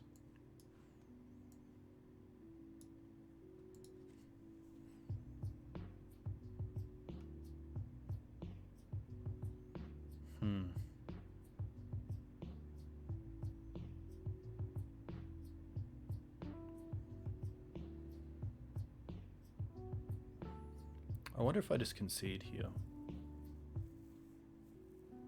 Yeah, I think I'm dead as well. The issue is that they have bridges and multiple therapies. They can even get Hogak into play here. It's just a little bit too slow for me.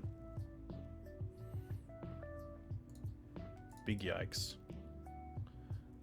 Bog is great. Plague Engineer is fine. Surgical is fine. That's really it. I don't think Deafening Silence is really a card. Oh, Deafening Silence is interesting because it stops the really fast starts of LED into, you know, Faithless Looting or Breakthrough. What do I want to get rid of? Leovold can most likely come out. Force of Vigor for their anti-hate. Yeah, I was thinking if they play Silent Gravestone, perhaps. We do have Bajuka Bog, which is kind of nice. But they could also have, you know, they probably have Serenity, perhaps, which we don't really care about. Sylvan Safekeeper is really nice in this matchup because you can sacrifice Dryad Arbor as a land to hit bridges. We have Fiend Artisan, which can do that as well, which is nice. Collector Ouphe is an interesting one. It's quite good if you get it out very early and they haven't played LED yet, but otherwise it's pretty mediocre.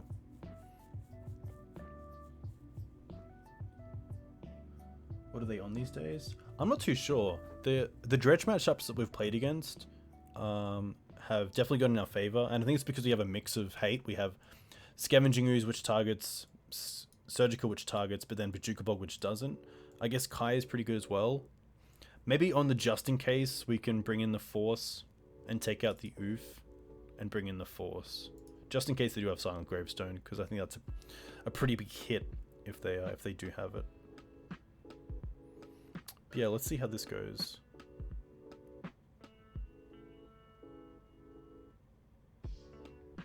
Yeah. Thoughtseize is interesting. Maybe there we could have Thoughtseized them and taken one of their payoff cards, but a little bit hard when they have LED Breakthrough and also Faithless Looting.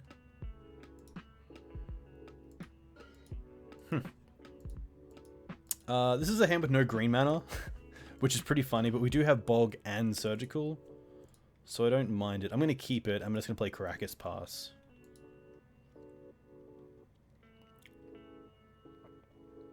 We have Safekeeper for Force if we need it. Wasteland's also quite nice. Getting the Karakas out early is a land drop because we can actually use it effectively against Hogak, which is pretty nice. There's LED. Double LED.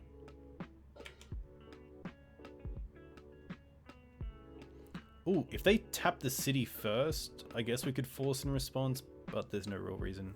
Yeah, I don't think there's any reason here to force the LEDs in response. Oh, but this is pretty funny. We do have the option here to actually Surgical the Golgari Thugs, which leaves them with no Dredges, which I think is actually correct. Then they just have to draw 2. I guess they can then flashback Faithless Looting. Huh. So if we Surgical Golgari Thug here, they might then just draw 2 and then crack Lion's Eye Diamond if they draw another Dredger. So I'm not sure if we're supposed to force a Vigor the Lion's Eye first, but that doesn't really achieve anything other than them not being able to discard their 2 cards. No, because they discard anyway. Yeah. So it doesn't make sense. We should just go for Golgari Thug here. So this... See if they actually brought in any hate, and it looks like it's going to be Wear Tear, which is actually the hate, so maybe no need for the Force of Vigor.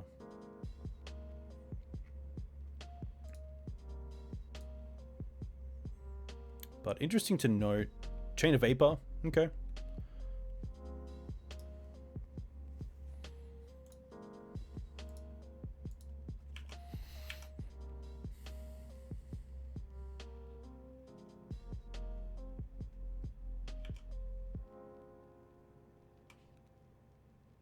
Icarid.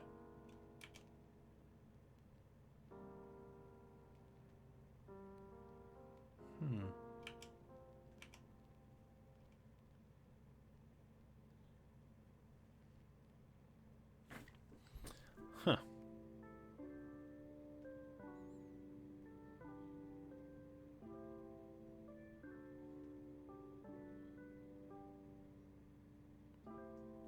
I don't think I meant to force here. Because I think what my plan is untap, play Bog, and I could also grab the LED with that if I force. But I think this is okay. Untap. Draw a Gaea, that's actually pretty good. So now Bog makes sense because it's actually going to untap next turn for us to play the Gaea.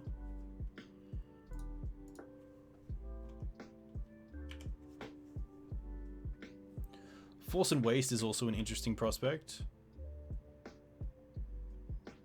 But I think I'm okay with this, especially if Gaea allows us to play around with the graveyard from next turn onwards. I'm just going to pass with one card.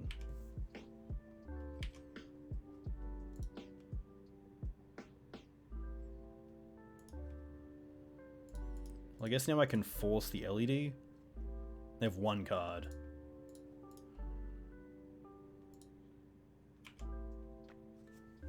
Okay.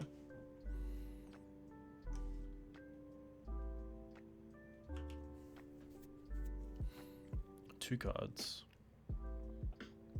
And they've already used 3 LEDs. So I'm not sure if they actually have anything. Because now it's a pretty hard... It's pretty hard now to actually get back in the game with putting cards in your graveyard. Especially on 2 cards. Maybe like you can slowly do Faithless Looting and then put a Dredger in the bin, but it's tough with the Gaea out. So let's go back out. Let's take out these forces.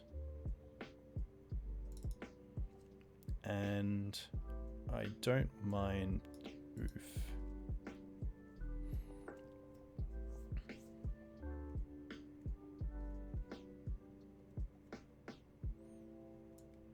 Frask is interesting. Frask is interesting because although it's quite slow, it does give us an out to bridges as well by sacrificing our own creatures. Maybe on the draw it's okay. I think it's better than the forces. But it is, you know, pretty tight. I'd love to see my opponent maybe change up their sideboard plan, being on the play. Maybe changing those wear tears to something else.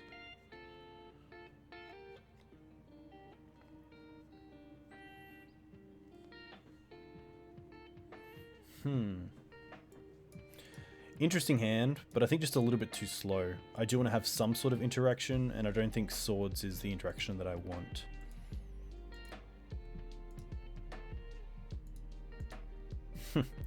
This is interesting. We do get the surgical, which is nice, but otherwise it's not really much. The good thing about it is that we do have Wasteland, which is pretty much a spell, and then we still have the mana to cast everything we draw into, so I might actually keep this and bottom the Dryad Arbor. Opponent also gone to 6.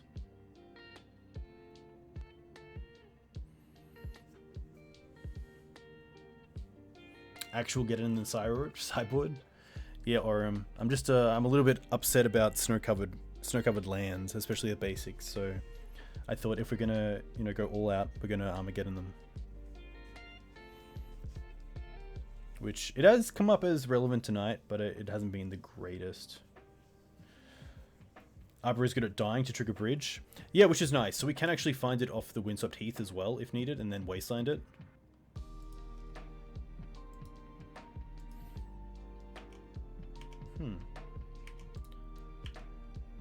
Okay. Pog. Classic. I think the play is just going to be Windswept Heath, because then we can either get Dryad Arbor in our end step if we care about bridges, which I don't think we do because of the surgical, but if we don't, we can also find a white source for the Swords to Plowshares. I think Windswept Pass is fine.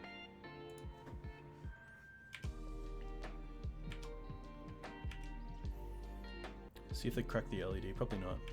You like Wasteland?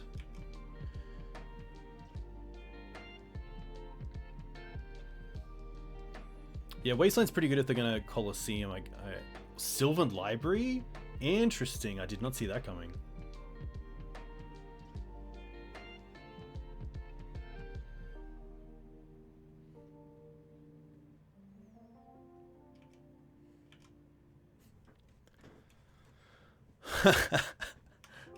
that is pretty spicy out of these guys. Birds. Okay.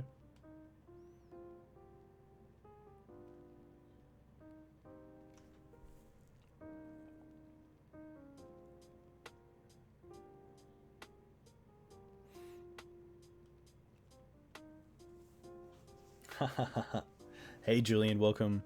Currently playing against Dredge, who just tapped out for a Sylvan Library, which is interesting. So we have a few plays here. We can hold up Swords, we can hold up Surgical, of course. I'm not sure how good Wasteland here is. Maybe we have to take care of the Colosseum, because I'm assuming they can get to Threshold pretty easily. Yeah, I think the play is just Wasteland them, then tap out for the bird, unfortunately. I do want to build up my mana. What do I want to get?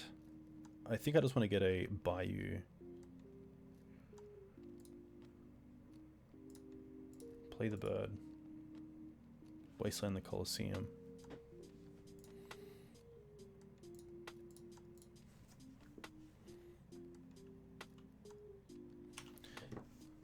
Yeah, library's very interesting. I guess if they LED here, they can dredge all their draws. Unless they only have one creature to dredge.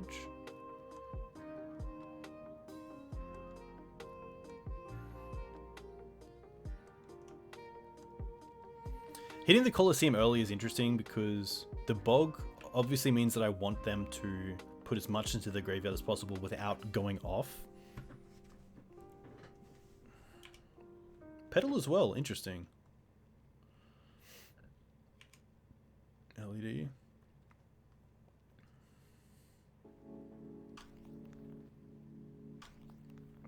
A lot of mana sources. Maybe they had to pay 8 life there just to dig deeper because all they found was mana. Hey Julian, how are you enjoying your new camera? Looks very nice on stream.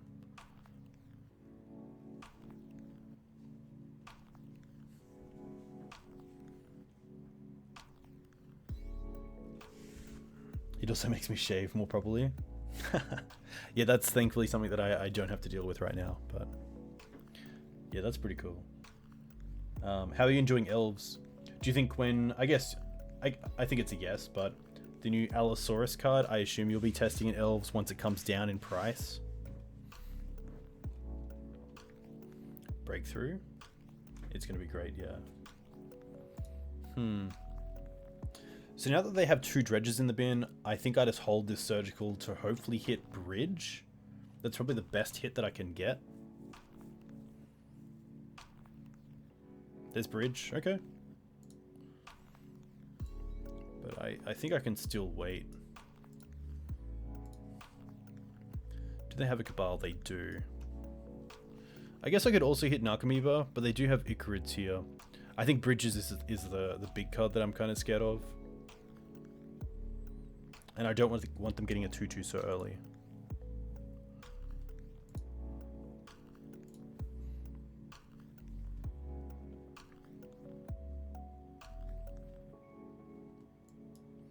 Take this one out.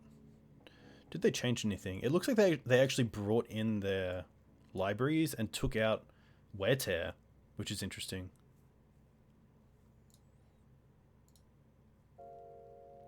They have an Ox. And they don't have any Hogaks. Interesting, they took out Hogak.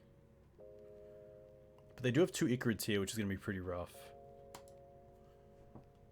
Alright.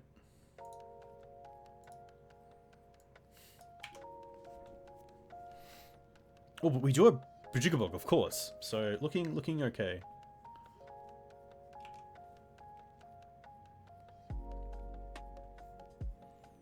Muxus is also super rare. Yeah. Yeah, Chris, maybe the play there wasn't too surgical. Maybe it was just too... Actually, maybe... Oh, yeah, it's tough. Maybe it was too surgical, the Narcomoebas? Because they're coming in instantly. But the bridge I don't really care about if the Narcomoebas aren't coming in until my following turn. So wait. Ox. Ugh. Ox is pretty good. Yeah.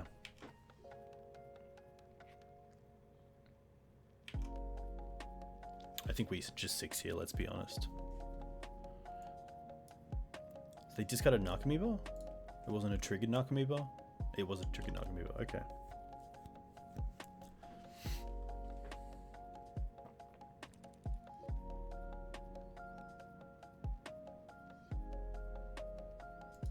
Cabal. I assume Swords to Plowshares. Hey Greenham, we are 2-2 and currently 1-1 against Dredge. So, trying to keep our head above water. Winning some games. Oh, they named Gaea. Interesting. Do they have another? They do have another Cabal Therapy. Okay.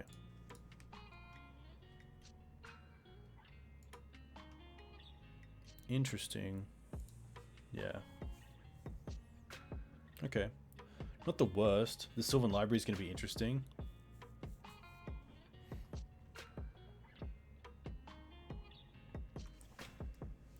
Dredge with Sylvan Library is yeah, pretty terrifying. Definitely not a card that I thought I would see get tapped out from Dredge, but like this board state already is looking really bad. Oh.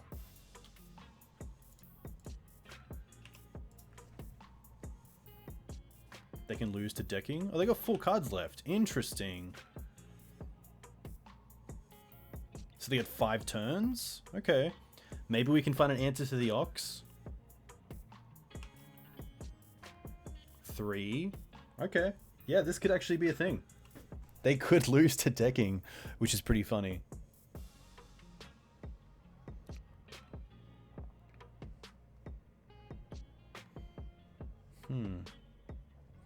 So we take 6, go to 11. Take another 6, go to 5. And we have the bird. No blocks. I think like Knight of the Reliquary would be a really good draw. Even Green Suns, because we do have 4 mana for it. To Green Suns for 3.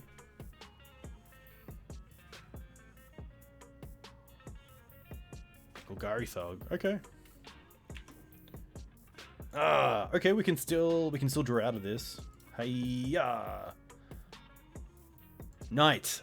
We can't cast it. Okay. That is okay.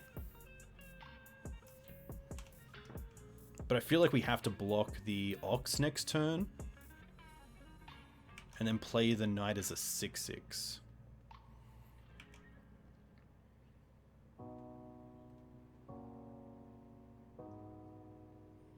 I wonder what they have left.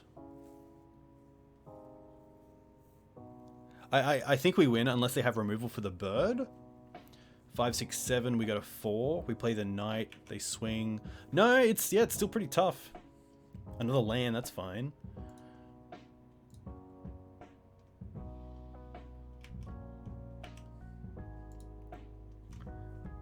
I think we just block just in case. Is that correct? 5, 6, 7. We go to 4. Yeah. We might have a turn. I might not have to block here, which gives me the option of actually playing the Knight and having a spare mana left over. But I think this is okay.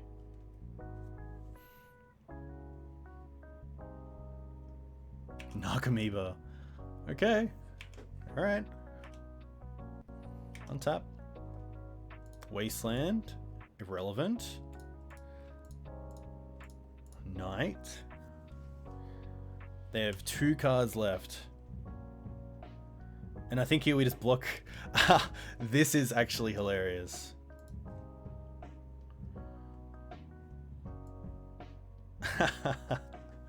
I did not see this coming as a finish to this. I'm just going to quickly take a snip before this game ends if it does.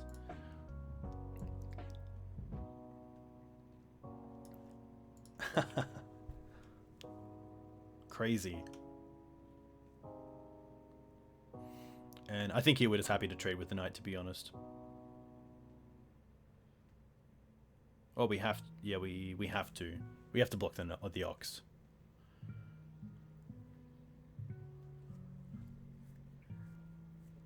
Definitely went down to the wire. I mean, they were so... If they have a removal spell for this knight, something happens? What are they doing? Gems? What are they doing here?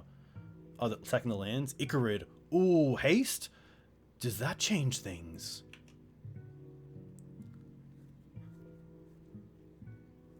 And they have 1 card left? Is this it? Does this mean I have to top deck a creature? We block the ox.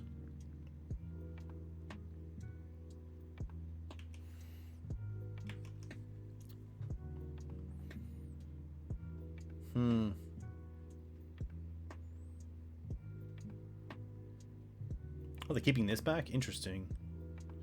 Is there a world where we don't block... So right now we're taking 5, 6, 7, 10. We're taking lethal. We have to block. If we block the Icarid...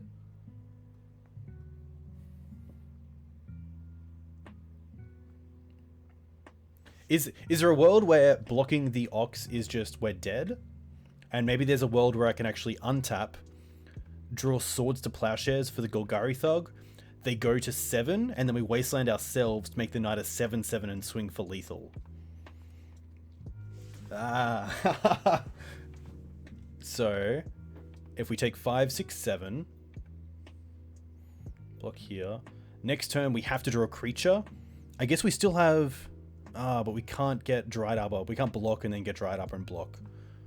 So keeping Knight around doesn't do it. I think I do have to go for lethal on him. So what does that mean?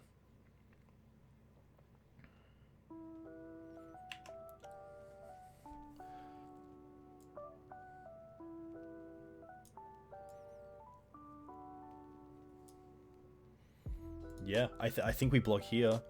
We take 7. We go to 2. Yeah, blocking Ox means a creature saves. If he blocks with Thug, he gets Icarid back. Interesting. Aye, aye, aye. Alright. We block Ox. We take 5. We go to 4. Knight dies. We untap. We have to draw a card. Or else we take... Oh no, then we just take 3. That's... Yeah, because they didn't attack with the Golgari Thug. So let's just do this math. Okay, we're at 9. We block Ox. We take 5. We go to 4. And then next turn they can only attack for 3 because the Icarid will be in the bin because they have to sacrifice it. And the Ox will be dead. Hey Nathan, well, you're welcome. Very cool to play you last week with Cephalid Breakfast. Yeah, I think we block the Ox here. They only have 1 card.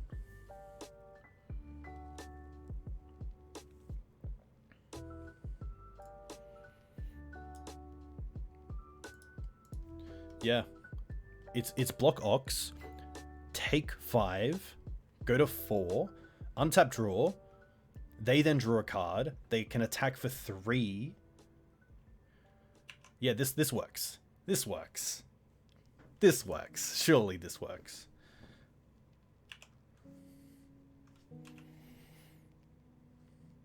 I kind of want to draw a creature, just in case. Oh, that exiles stuff, so we can actually gain life. Okay.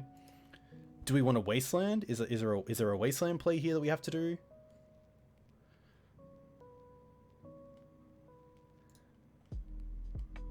Black, white, this, Gaea. They're at 1 card. So exile up to 2 target cards from a single graveyard. You gain 2 life if at least one of them was a creature card. Okay, so we will exile the Icarid and the Gemstone Mine, and we'll go to 6. Okay. Now I might as well take out their City of Brass. Okay. There we go.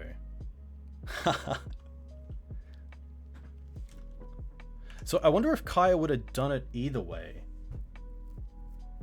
Easy map trophy? No, we went 3-2 if we get this game. I assume we do. They have no cards in the deck. They have to untap and draw a card. They can't have lethal this turn, right? Surely. Oh, Maverick, yeah, Maverick trophy is a 3-2, sadly. Yeah, Ouphe having library was an interesting one.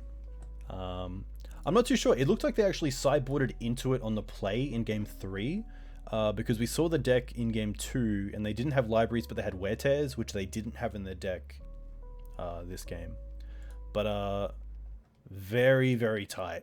That was pretty sweet. That's one to save. Let's see how this box goes. I think we have 1 box. We have 2 boxes. Okay. Hiya. Hiya. Duskmantle Seer. Nice. I inspired you to buy a Cradle. Hey man, welcome to Maverick. Cradle's probably one of the biggest purchases for Maverick, so that's very cool. 5 play points. They were pretty terrible. Hey Nathan, more than happy to, definitely. You can send it to Green Sun Zenith mtg@gmail.com. Yeah. Okay, so we went 3-2. We went down to Sneak. And we went down to Rug, which are 2 decks that I definitely have issues with. Sneak usually is pretty poor for Maverick. I think Rug is usually pretty back and forth. They're usually pretty good games. I just find that Dreadhorde is a big card that I have to deal with, and the transition into Hooting Mandrills is pretty rough as well.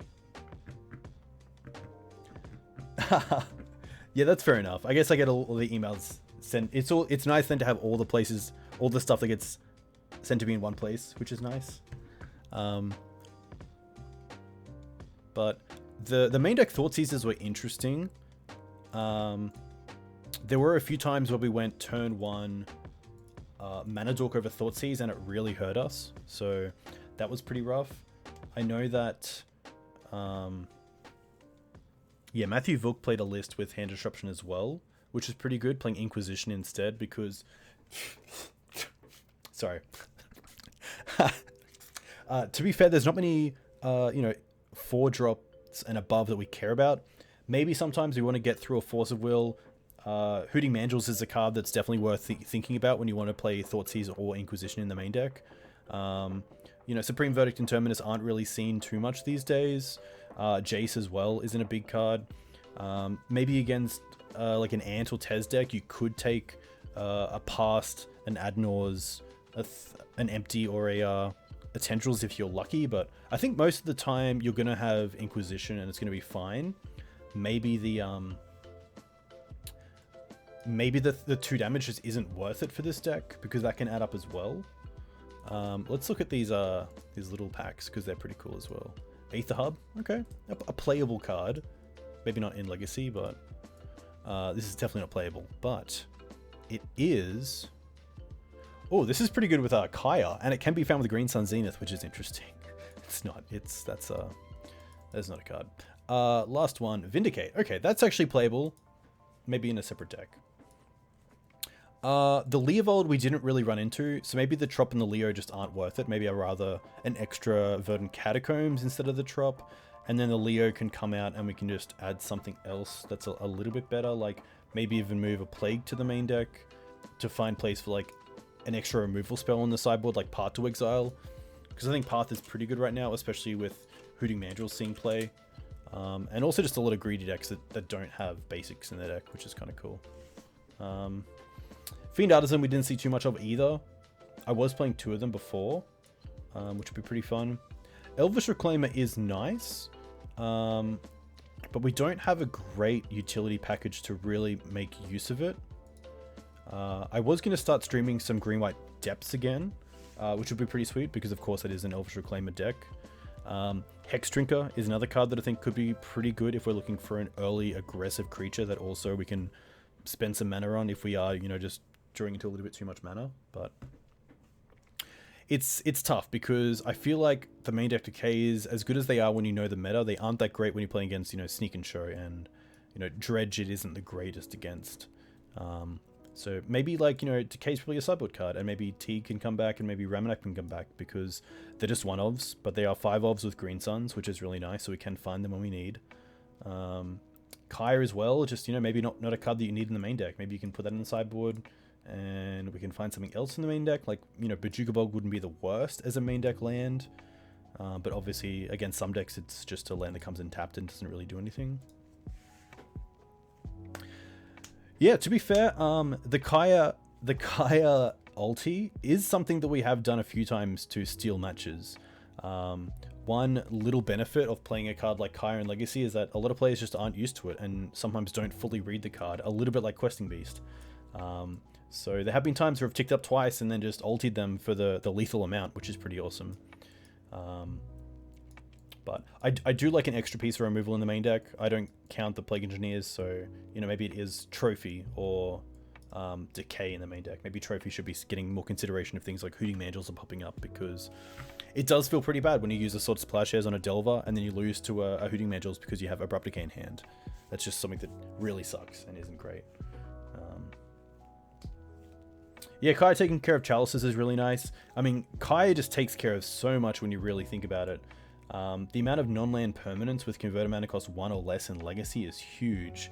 If you're looking at 0, you're looking at Chalice, Mox Opal, Chrome Mox, Mox Diamond. You're looking at Aether Vial, Astrolabe, Mana Dorks, you know, a lot of Elves if you're playing against Elves, Goblin Lackey, Mother of Runes, Giver of Runes. There's just like a heap of stuff where Gaea is relevant. Even food tokens, which is actually relevant because it does stop the power of Oko, you know, ticking up for food and then making a 3/3 straight away. It does kind of negate that effect, which is kind of cool. But yeah, I think that Gaea is definitely something in the main deck, and I apologize to her for taking her out. I think Teague is definitely something we can play in the sideboard. I'm currently, I'll give you guys a little insight. Where are we?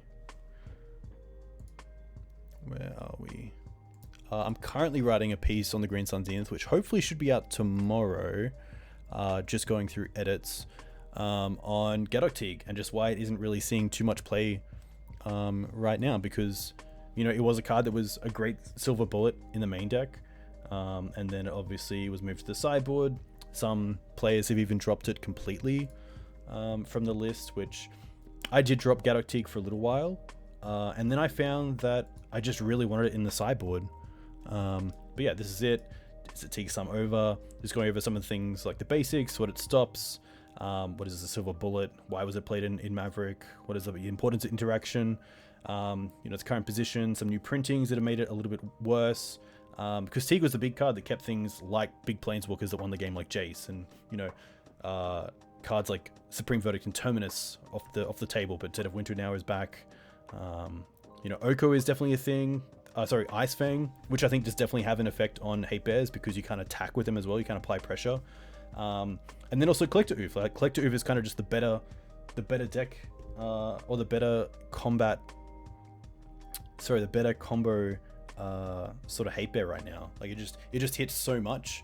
And for some decks where Teague is dead, like Death and Taxes or Eldrazi, Collector Ouphe still has relevance. It turns off Aether Vial, it turns off equipment, it turns off, you know, Walking Blister, it turns off like an array of things, which is nice. So I think that Collector Ouphe has kind of taken the main deck slot of Gadok Teague in some regard, but I don't think Teague is fully out of it. I think there's still room for Teague, because there are, you know, still some decks that do have a pretty hard time to get rid of it, which is nice.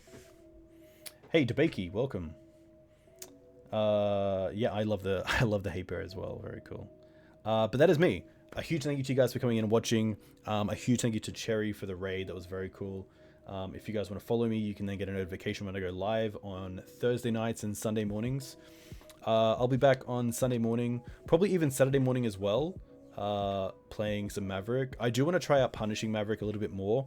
I do think Blast effects are really good right now, especially in Maverick as just a 1-mana counter spell, and then also Clothis, always get it wrong, is a great card to play with as well. Just a really hard creature to deal with. But have I watched Top Gun? I have watched Top Gun. I actually, when I first started out streaming, I did buy a Top Gun onesie to wear on stream for like a special occasion, but I never got one. And I even got like the aviators and everything for it. And I have this Top Gun suit sitting in my closet. But that's for another time. But yeah, I think the Punishing Maverick is really good. If you do want some information about Punishing Maverick, you can find it at the Green Sun Zenith, of course. You can find it on the Discord as well. Maverick has a really good Discord with a great community, especially for Punishing Maverick, where you'll find guys like Mark Strassman, who is just like a legend of the deck and has been doing really well with Punishing recently, which is pretty funny because Punishing, a lot of lists now aren't running Punishing Fire because of cards like Dreadhorde Arcanist. You'd rather just have Swords and Bolt. But yeah, pretty crazy time for Maverick. A lot of testing, which is nice. A lot of cool cards coming out, and I think a lot of variety as well. So you know, you can tailor your deck to a certain metagame. You can tailor your kind of like Green Sun Zenith package to target a certain metagame and certain decks, because even if you add one card in the deck that's a green creature, you now have 5 copies with Green Suns, which is pretty sweet. Or even, you know, 6 if you're playing Fiend Artisan, which is pretty amazing. Let's see who else is out there, and I'll see if we can raid them, because that would be pretty sweet.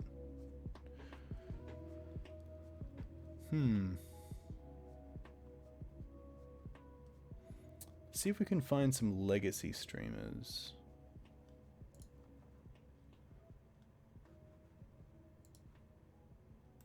The Oracle I don't think is playing legacy. M21. Ugh. Magic.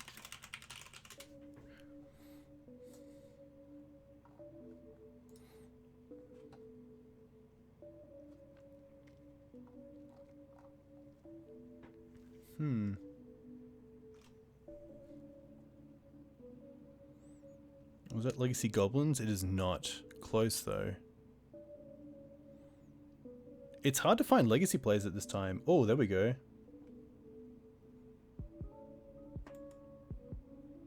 I think we got one. Hey, Ray, you are more than welcome. Thank you very much for coming in.